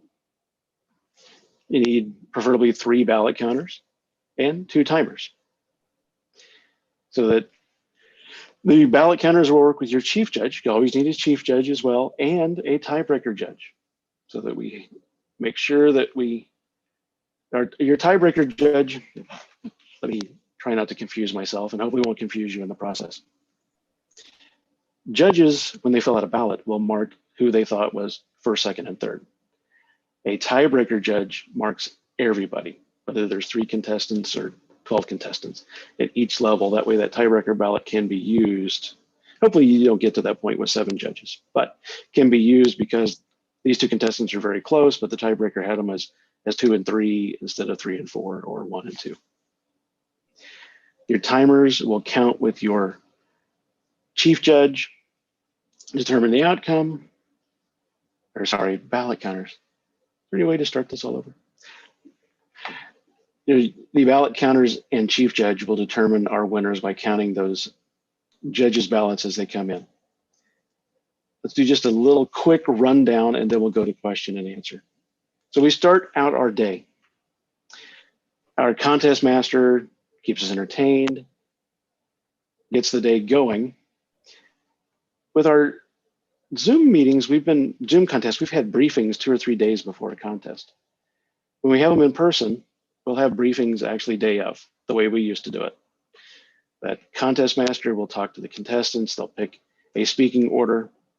The chief judge will talk to the judges, make sure they're fully briefed, make sure they have their judge's ballot, make sure that they've turned in their certificate of ethics. And then as we kick off that day, our contest master will ask our chief judge if the judges have indeed been briefed and if we are ready to start. You'll have your 2 timers, one, of course, to be the backup for the other. In the virtual world, that's been very important in case one of us might lose our connectivity, which we need to remember what we've done the past 2 days, just in case we unfortunately aren't in person. Our contestants will come up, and does anybody want to offer how a contest master introduces a contestant for the international contest? It's kind of odd and something we don't do in a meeting. It's David, is it? Go ahead. No, go ahead, Dave. Okay, it would be the member's name, their speech title, the speech title, and then the member's name. That is the routine method. It seems it's different than what we do in a meeting, so sometimes it seems kind of odd, but that way we know what their title is and who they are. For each of your contests, you'll kind of decide how to do the ballots. But typically, say we're having our international contest, all those speakers will speak. There's a minute of silence in between each of the speakers for the judges to tally up their ballots. The end, once all the speakers have spoken, then our ballot counters collect those ballots. Now, something that's been working fairly well for the past handful of years is all those division and area contests, being done together. Now, in the past, it was very common to have the, A21 here, A22 there. But if you can have your contest together, especially now that we only have 3 areas in each division, you can consolidate all those functionaries you need. You just need 7 judges instead of 21, or however that number may work out depending on how you divide it. But if you have those contests, Rob? I was going to say, I've noticed our district has done this differently in different years. When I was living in Division A, back when we used to have 3 areas a few years back, we would have 3 contests together, but they would be separate events in 2-hour blocks, one at a time. And then when we started to visit up, some of us became district leaders and came up to Kansas City and saw the 2 contests running at the same time. We're like, oh, we don't have to spend 6 hours doing 3 contests. We can kind of bring it down to about 3 to 4 hours by just kind of putting that together a little bit. And so I like the point that you bring up, but just as a reminder to folks, if you're not sure about how to do those combined contests, catch up with Shed and work through a plan, because the way we used to do it 10 years ago, like I said, we pretty much, the one nice thing was it was in one location in one day, but we still took the full time to knock it out. So. And kind of a holdover from that very point is, if we're doing the international first, we do the 5 contestants in those 3 areas you still divide those into sections. We still complete A21. These are our 3 international speakers, or this is our 1 international speaker. And then that completes the area A21 contest. Then we start A22. And we do that number of contestants, and then we say that we've completed that one. So you really still have all that division, but you do consolidate your time and you consolidate those people involved in putting that contest on. And our contest really can serve as an open house, can serve as a PR opportunity. Like I said, we've got great speakers and we're still running a nice, efficient schedule. So we still get to show that value of organization and leadership and presentation. And it can be a good opportunity to invite people too. And something that I've wanted to see since I've been in Toastmasters. I say always, I've only been a Toastmaster since 14. There's a lot of time before 14, that's always. But if you typically in the past, when you would go to a contest, there would be 27 people in a room and 23 of them would be making the contest happen, whether they're contestants or functionaries. It's kind of nice to see added people in that room to lend their applause and support for those speakers. So definitely spread the word, let people know when your contests are, somebody that might have an interest in Toastmasters, that person or group or organization or business that you find in your area that you listed as people that might be great potential ideas for clubs, invite them to the contest, invite them to an open house. If you know somebody's having a demo, invite them there. But since we're talking about contest, definitely invite them to the contest. That way we have more people out there and more passion in the room, I guess is what I'm trying to get at, so that our contestants are truly appreciated and welcome for the wonderful talent and skills they're showing us. We'll do evaluation and international. When you are organizing your contest, you choose which way you want to do that, which of those 2 you want to have first.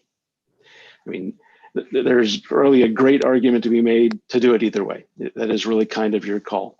And there may be other people in the room that have suggestions on what is the best way to do that. Maybe you have more disruption by having your contestants leave and come back in for your evaluation, and you don't want to do that up front, you want to do it later, or vice versa. But the important thing is put on a great contest, make sure you separate your areas out so that you've started one, you've ended. You started one, you've ended, you started one, you ended. And then typically you have a break when your judges are tallying up all those ballots.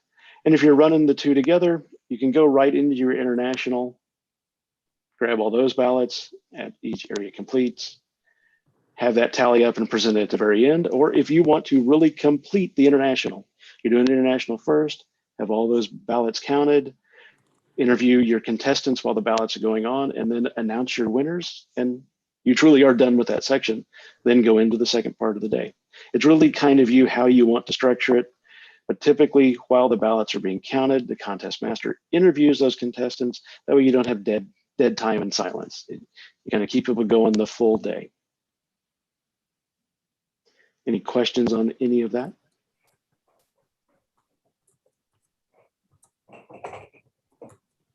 There's no questions. That basically, in a rambling nutshell, is a contest. Yes, Shed? Well, Dan, I don't have any questions on that, but I would just like to put out a couple of things that we're working on, what we call after action reviews from this past year. The one thing we really want to do is communicate these clubs out to everyone. So if you're Division A and you're having your contest, if someone outside Division L would like to help, we want to make sure everyone in the district is tracking this contest. So this year, when we work with the division directors, we're going to make sure it's not only in the calendar, but we're going to make sure it's in our weekly send-outs that we send out every week. We're going to make sure that everyone in the district is tracking Division A is having a combined contest on such and such date. So that way you can have plenty of support if you need it, and everyone can come and visit, because we got a lot of feedback last year. If someone's not in Division A, like, hey, how do I know if someone's doing a contest? So we want to make sure everyone in the district is tracking these contests that's going to be coming up in this next year. We're looking at doing judges training to make sure everyone is on the same sheet of music. So when you select your judges for your contest, everyone knows exactly what to be looking for. And it's not only for judges, participants can come also. That way they know what they're being judged on. So we want to build this pool. They did this a couple years back when I first joined Toastmasters. And they had a pool of judges where, you know, once again, if Division A said, you know, hey, I'm short one judge, we say, hey, we have this pool right here that you can select, and they can help you be judges. So that's what we're working on this year, and we'll put more information out about that. But feel free, once you attend this training, we're going to put your name on the list, and we'll let you know that you might be called upon to help another division or another someone in help in the district on some judges. So that's some of the things that we're looking at to just make everything hopefully better and more available this year. Once again, we don't want to run to the situation we ran to last year where 4 contests was going on at the same time. That's something we don't want to happen this year. So that's one of the things we're going to work with, getting information out there. And that's why we put a deadline out by 30th November to have this on the calendar if there's any issues. So, sorry, Dan, I didn't want to step on your toes. Oh, no problem. Step away. I'm going to share a couple of images real quick, and then we'll go into just nothing but questions and answers. First, you'll notice the date on this is a little bit off considering this, you know, so we'll see a brand new one starting July 1st, but this is the current year's rule book. When it comes to contests, have this available. You will get a question or two that you need to refer back to this. I mean, yes, Rob is a wonderful resource, and we wouldn't be here today without him because he's done a great job of putting this on. But there will be great resources in the room, no doubt. But you know, keep an idea of where this is, whether you just have a link to it on your phone, on your laptop, you actually have downloaded the PDF. And like many other things, once July 1st hits, go out and look for this new copy. I can't tell you for sure it'll be there on the 1st, but I'm sure fairly early into the year it will be there. And for all of us, starting July 1st, we should have access to actually go in and see those clubs in our areas, the people in those clubs, the club officers, be able to actually see all that information. But the handbook is definitely something you want to keep close. And this is the document that I will send out to you. For some reason, I'm having the hotel Wi-Fi to drop this into the chat. This is really, the first part of this is really just the return email when you email TI about contest. And all of these are great links. There's fantastic information at TI. There's also fantastic information at our district website and every other district in the world. I really kind of like to go to Silicon Valley if I'm hard up and can't find something on our page, because the clubs out there and the district out there really seem to have a desire to beat each other when it comes to web content. Maybe it's just where they are, I'm not sure, but there's great resources everywhere. I mean, your fellow Toastmasters, excuse me, well as what's available online. The eligibility assistant, which will actually take you to Toastmasters International and log in. You need a little bit of info when you do it. So instead of, I suppose we could actually take a minute and just test this, providing it'll let me go there.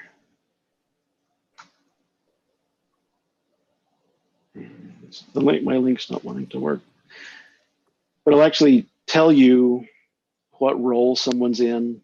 You'll need their last name and their ID number, which is where being able to download your club membership list is an important part of it. There are certain rules that govern who can and can't compete. Unfortunately, all of us in this training, well, with the exception of, say, Rob, wouldn't be able to compete as a contestant because we're current district leaders. And that really is kind of the main exception for most of us. Since we are leaders, we can't compete. For those of us who want to be leaders next year and run for office next year, if you're running for election, you also cannot compete at the area, division, and district level. The eligibility assistant allows you to check that. And of course, feel free if you have a question about checking somebody's eligibility. Granted, we're a handful of months away from needing to do that. Feel free to let me know. You can send me an email, give me a call, a text, and I can help you double check that. The kind of the keys, providing you're not a district leader, is your club's got to be in good standing and you have to be in good standing. Contestant. The links down at the bottom, I grabbed those links that Rob graciously dropped into the chat, and I'll make sure to share those with you. But when you go out to TI and look at their reference material and reference library, there's a wealth of all kinds of information out there. As we were talking with Ryan earlier about the education questions, there's also dedicated individuals at Toastmasters International that can help us with contest questions. I've talked to them on the phone and through email. They're very receptive. They really do provide a good level of customer support. They are an example to many other folks. They do a great job. Like I said, I will email these out to you. But for now, are there questions that, whether you have been a Toastmaster for years, and you've conducted many contests or never conducted one at all, do you have questions for Jerome, Rob, Shed, or myself? Got a quick question here. Is there going to be training for chief judges? Are you looking at doing that at some point in time? It sounds like a great idea. We can definitely do that. On the judging, I will get with my team that is going to be work with me, and we can see if we can touch on each phase of judging. Well, the tie breaking. Mine was especially directed at chief judge. Yeah, like I say, we can talk about, we're going to cover this judge at this training, chief judge. We're going to cover tie breaking judge at this training. So that's one of the things I put on my note here. Even with judges, we're going to hit on every aspect of. So we can do that, Terry. Yes, sir. Shed, what about training for like contest administrators and those other roles? Can we do some of that too? You mean Zoom? No, actually the contest chair, sorry, can't talk today. Could we do training for those roles as well? Because I think people would be more likely to step up to those if they knew exactly what they were expected to do. Basically the functionaries. Yeah. Okay. Yeah, we can do that. Yeah, definitely. Yeah, we can look at that. I think once we make a decision, if we're going full blown in person or full blown virtual, that way we're not teaching you one thing and then we say, oh, pandemic kicked up again, we're going this way. Then we got to train everybody. Hey, Shed. Yes. I have members in 3 different states. If we go strictly in person, then they won't be able to compete then, would they? Sure. Unless they come in person. Unless they come. Yeah. So yes. Keep in mind, these decisions are for the area, division, and district. This is not how you run your club contest. Right. So your club contest would still be fully online or whatever. I mean, check the rules to make sure you follow them, but the district doesn't direct you how to do a club contest specifically. So make sure of that, but you probably would still be able to do a hybrid club contest because online clubs are a thing and they are part of districts now. So that should be still allowed. But if your winner is out of California, you may have to send second place to the area. Yeah.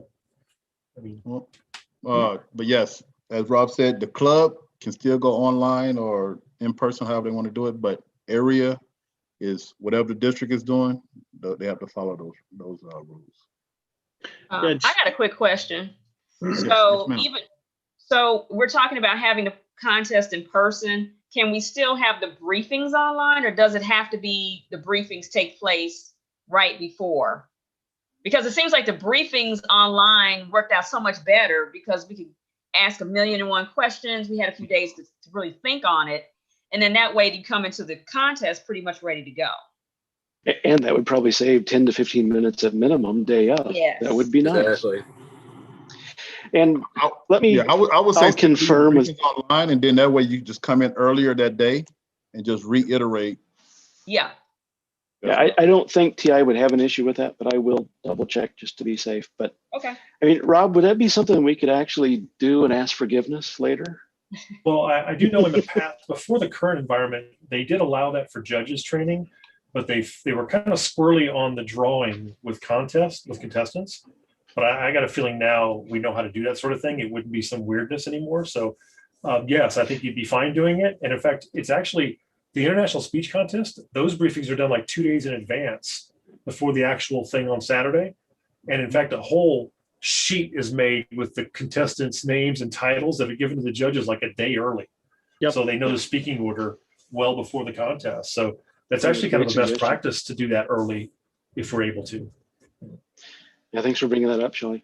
And even though I think doing them in advance sounds great, we'd still probably want to take at least a few minutes day of to make sure the contestants are familiar with, this is what we think of as a speaking area. Now, contestants can go out of that designated box, but it's still kind of nice to give them a few minutes to situate and know that the timer is going to be right there and things of that nature. But it still saves. You still have to have the check-in. I think you have to have the official check-in prior to the contest start. I mean, they don't have to be there till the person's announced, but still you're supposed to give them the opportunity to do those things, like you said, audio checks and stuff. So. And Chet, I'll throw myself in there if you need help with the training, because it looks like people are wanting a lot of different training. I'll throw my name in there to help out with that if you want. Okay, thank you. I add you to my list, and I'll let you know when we start doing the planning for that. And David, was that you saying the same thing? Yes, sir. Yeah, happy to help. Hey, this is Janine.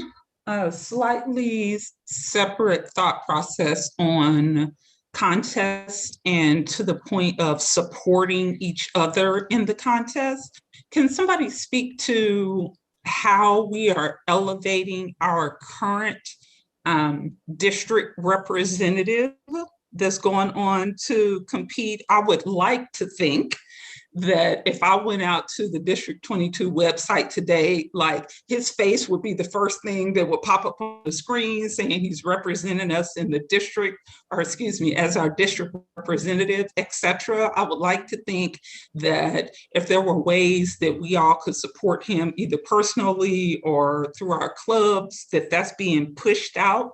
And I'm not seeing it. So can somebody just speak to, again, how we can elevate our current representative more for the speech contest? I know we did. Oh, no, go right ahead, Chet.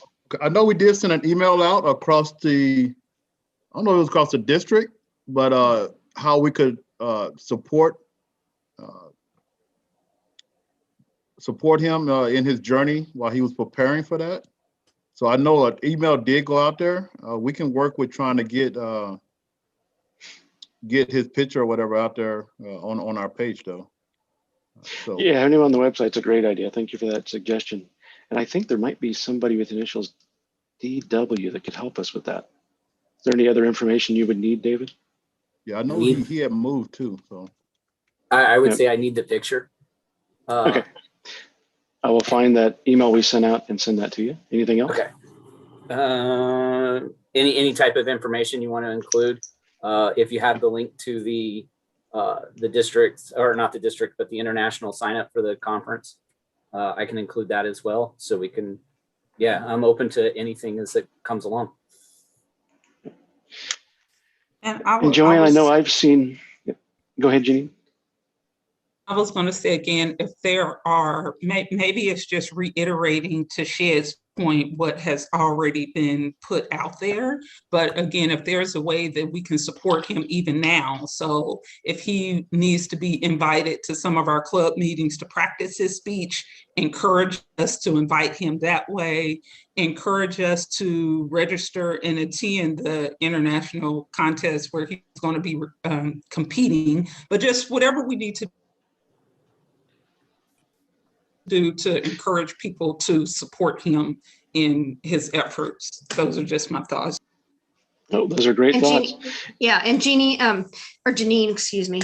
Right now, they're finishing up or doing the regional contests.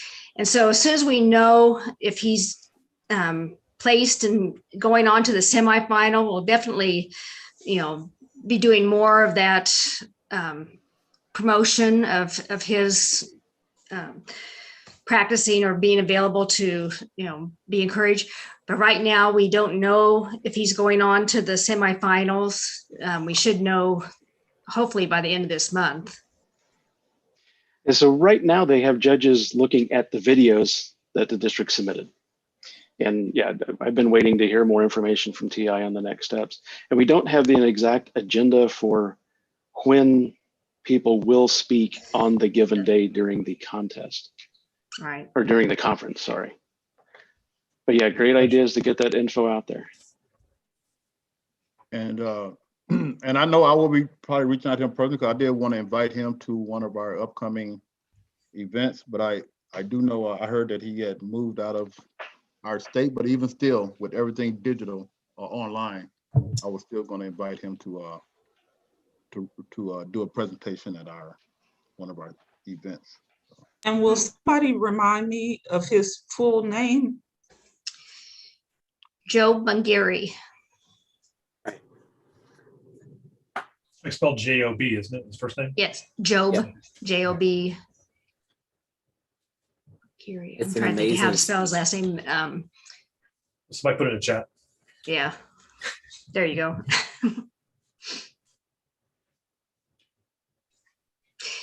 And Dan, there was a question earlier, and I just want to clarify or make sure we clarify it for everyone about the ability to, I know that if we go determine online or in person, for the area division and district contest, that the question was, can we still offer hybrid in that everyone, all the functionaries and all the contestants and everything would be on or in person if that's where we are, but we could still offer the online ability for people to watch the contest. We should be able to use YouTube Live like we are right now.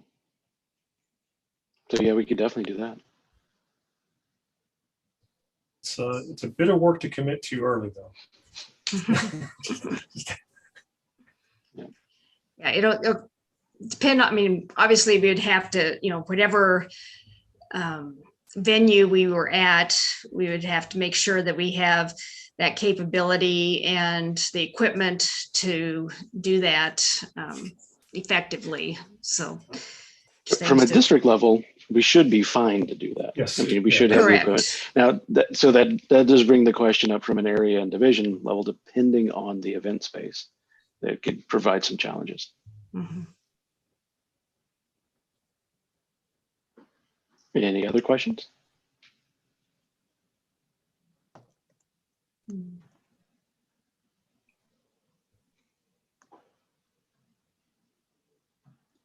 I would just like to just comment.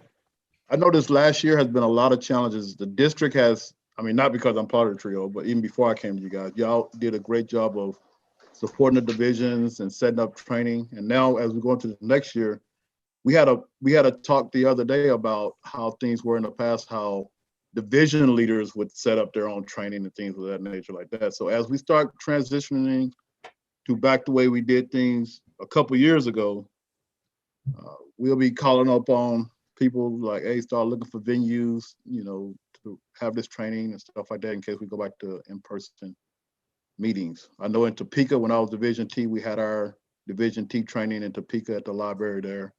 I know right now, we can't have that many people as, when we used to have 60, 80 people in a room. But as things start opening up, we probably start looking at things of that nature like that, start looking out a year out and things. So, but it will be a challenging year once again as we continue take advantage of online rehearsals. As Shelley brought up, yes, do all your rehearsals or whatever as best you can virtually. So that way, if we do the in-person contests or trainings, everything is already set up. We just got to step into it and execute. But all the rehearsal stuff can still be done online.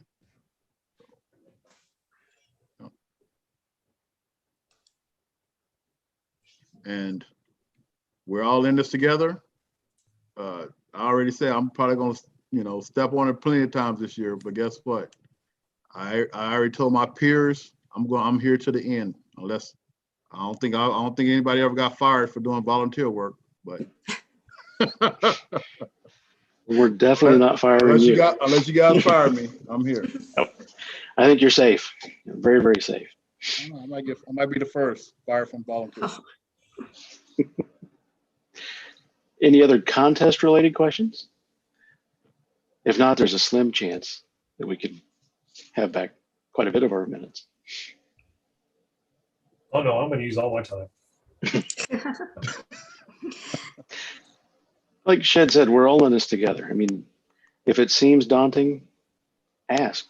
We're all here to do the best we can for our fellow Toastmasters, and making things a little less stressful for ourselves is going to help not only us, but those people we're trying to help.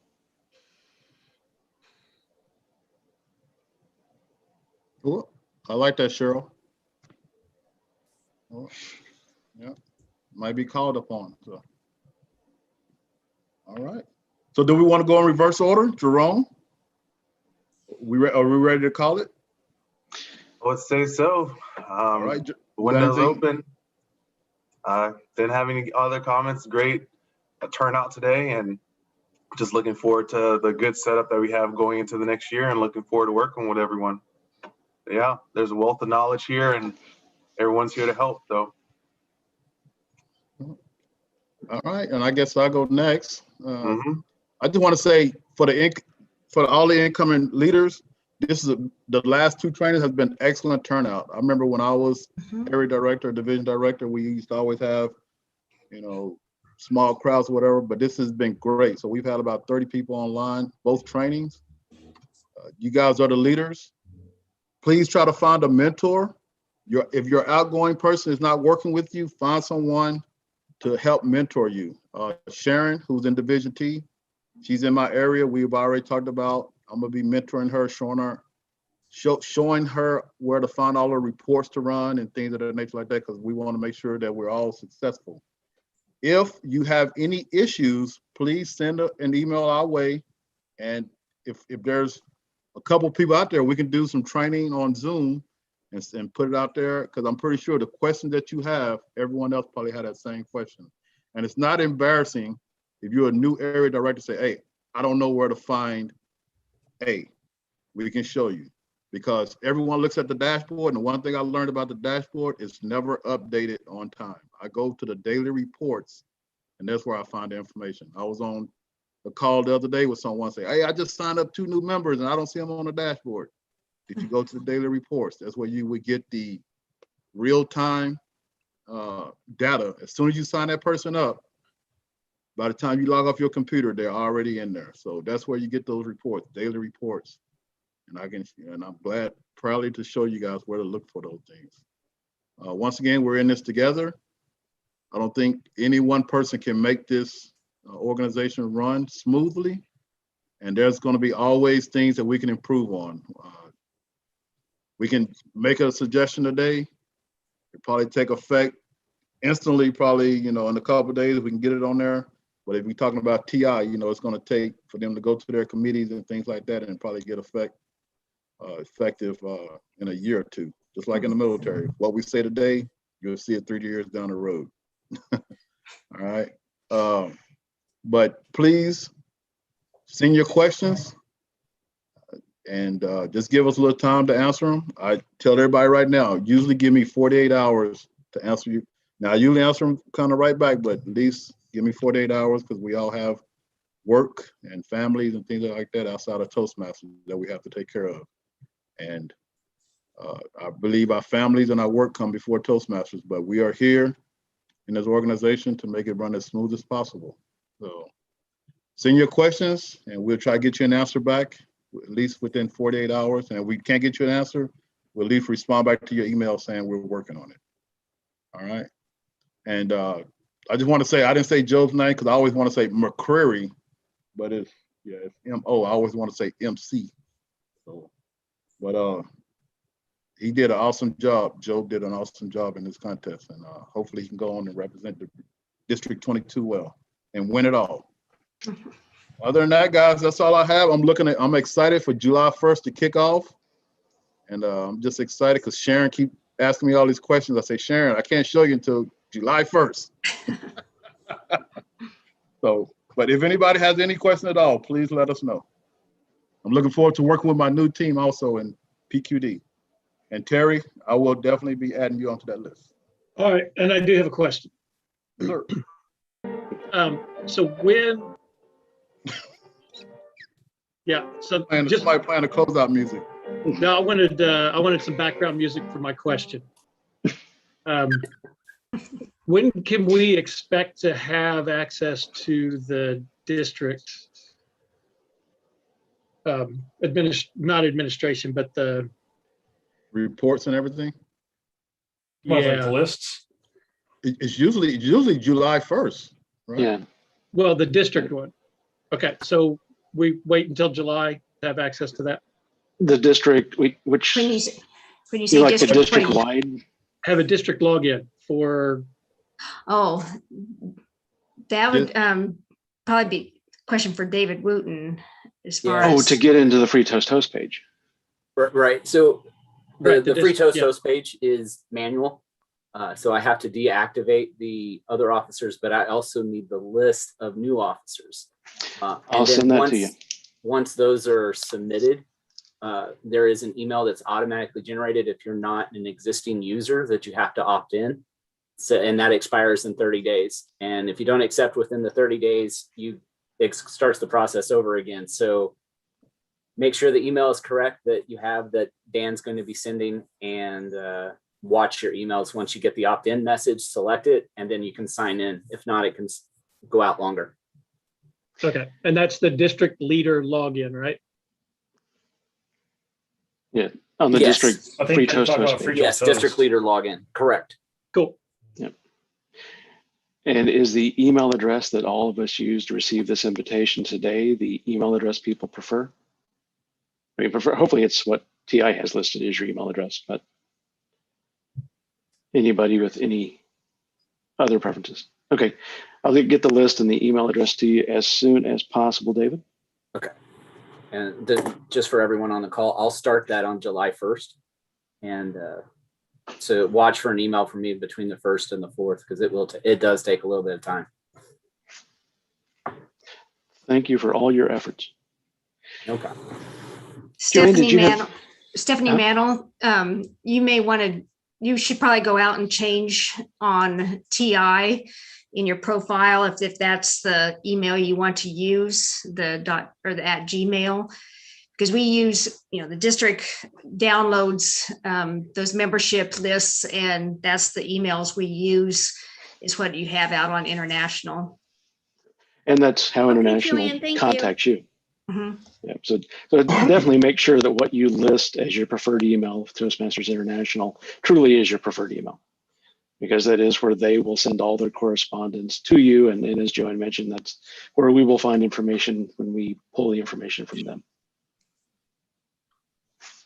And let me save this file real quick.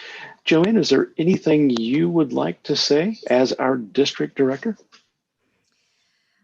Well, I am just thrilled or, very grateful that everyone has attended today.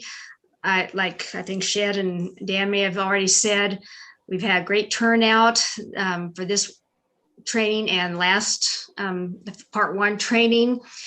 It's, definitely important for all of our district leaders to be trained and know what to expect as far as the upcoming year, how to do their role.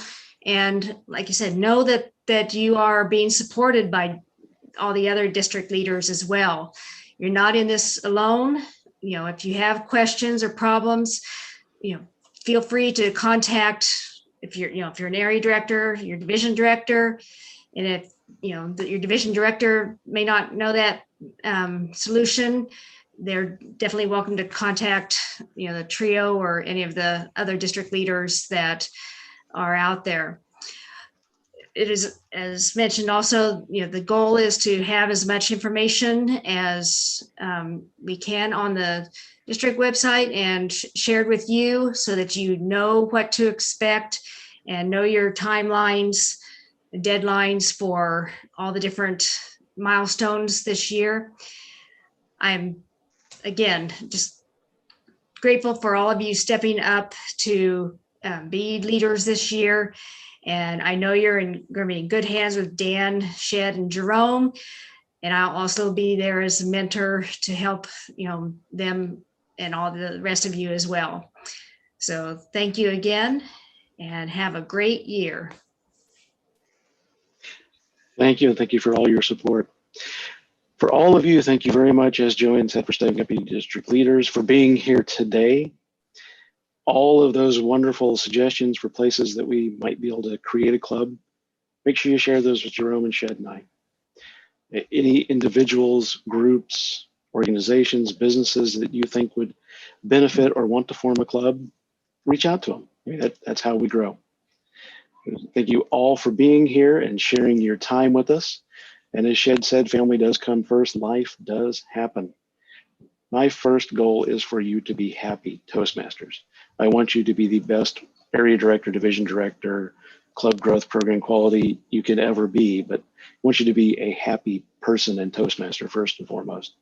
So remember, things do happen. Life does come first, family comes first. Keep that in mind as we go through this year. All of us working together, it's going to be a fantastic year. These 2 days are due in part, totally in part actually, to Rob Christensen. So I want to thank you, Rob, for putting all this on, for oh no, much more than that, making this all possible. And I think it's only fitting that you close us out with a few words of encouragement as we head into this year. Thank you, Dan. I appreciate that. I definitely want to thank you and Shed, Jerome, and Joanne for all of your work and support and all the planning and the meetings we had to have to kind of get everything lined up. And of course, all of our speakers, they're not on obviously now, but we've thanked them as we've gone through as well. That was huge to have those folks. And Dan, you kind of got that initially set up, and then I did the other piece with sending them a link. So all of that working together, I think it turned out really well. And I really enjoyed those speakers, and they're folks that I happen to have known over the years from being in roles like in your roles, and they were doing other things or vice versa. And so I think it's great for us to be able to get to know people in different parts of our own region, and even like Lark down in Texas and other parts of the Toastmasters organization. So a lot of really great folks that have helped us out today. So I definitely appreciate that for certain. When it comes to closing this out, one of the topics I still had on the agenda, I said discuss future training, and that was from the last agenda to talk about this one. But I also thought it'd be a good idea to put a shout out to everybody. And some of you have already brought this up, like you talked about chief judge training and contest functionary training. What else do you want? And boy, I get to say this and just step away, but what else do you want? Do you think would help you with your job? And you don't have to answer it today, right? You're going to start making some visits and you're going to say, man, it'd be really nice if I knew how to do such and such. And that is something to catch up with Shed. I'm gonna put it all on Shed. Catch up with Shed about and ask him for that support. Now, Shed's gonna come to other people and, because Shed's not gonna do all the training because he's a leader. So he's gonna get other people to help him out. He's gonna say Terry Dickin and other people he's mentioned already today, and he's gonna ask me and so forth. But he's gonna be that kind of clearinghouse for what you need. But also your job, especially your area directors, collect what your clubs need. We had some people ask about like icebreakers and level 2 techniques and things like that.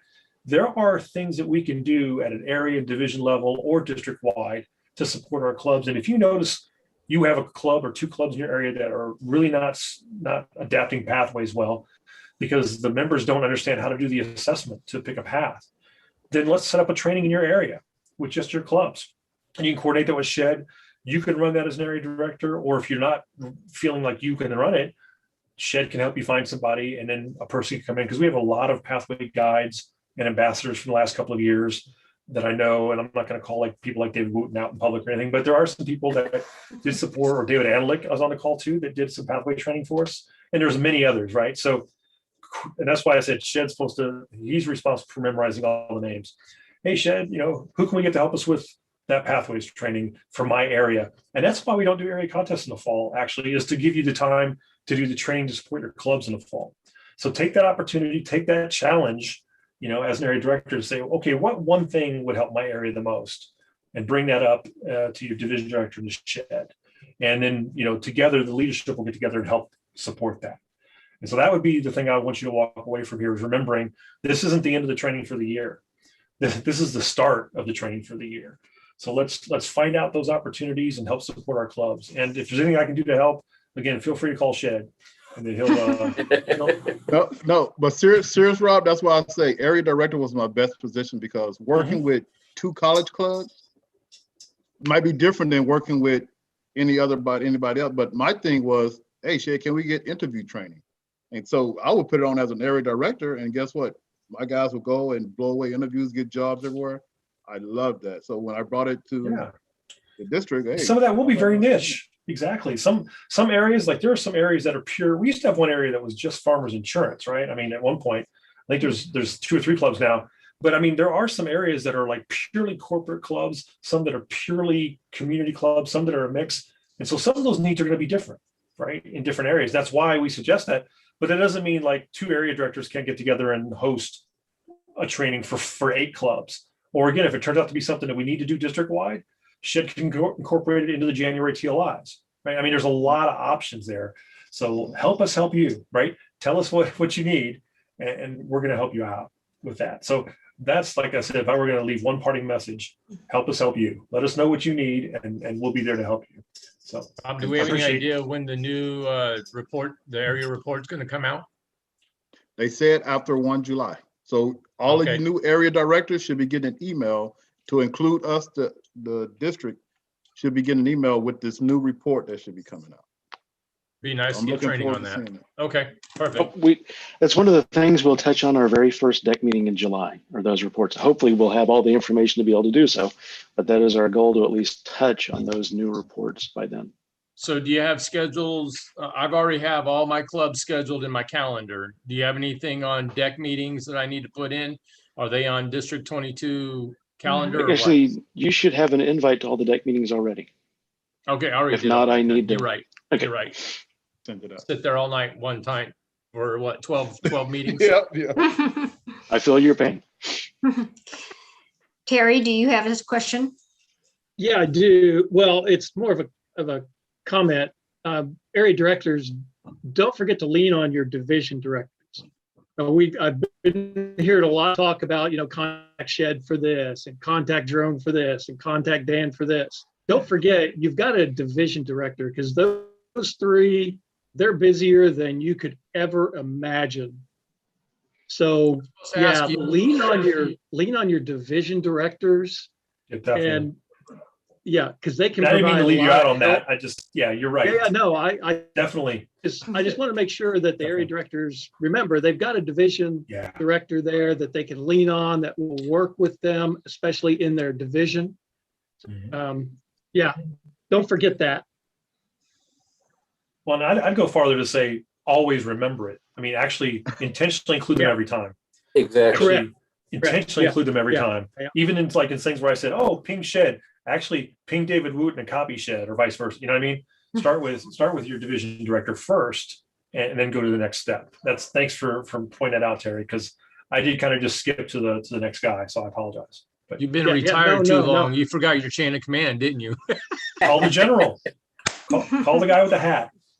Call the guy with the hat. But no, seriously, guys, it's fun though. It was fun last night working to get that club closed out. Even though it was hard work, but it was fun to see that on the dashboard, or see that in the daily reports this morning. Yeah. Well, if there's nothing else, I think we can probably drop the recordings and the live streaming if you want.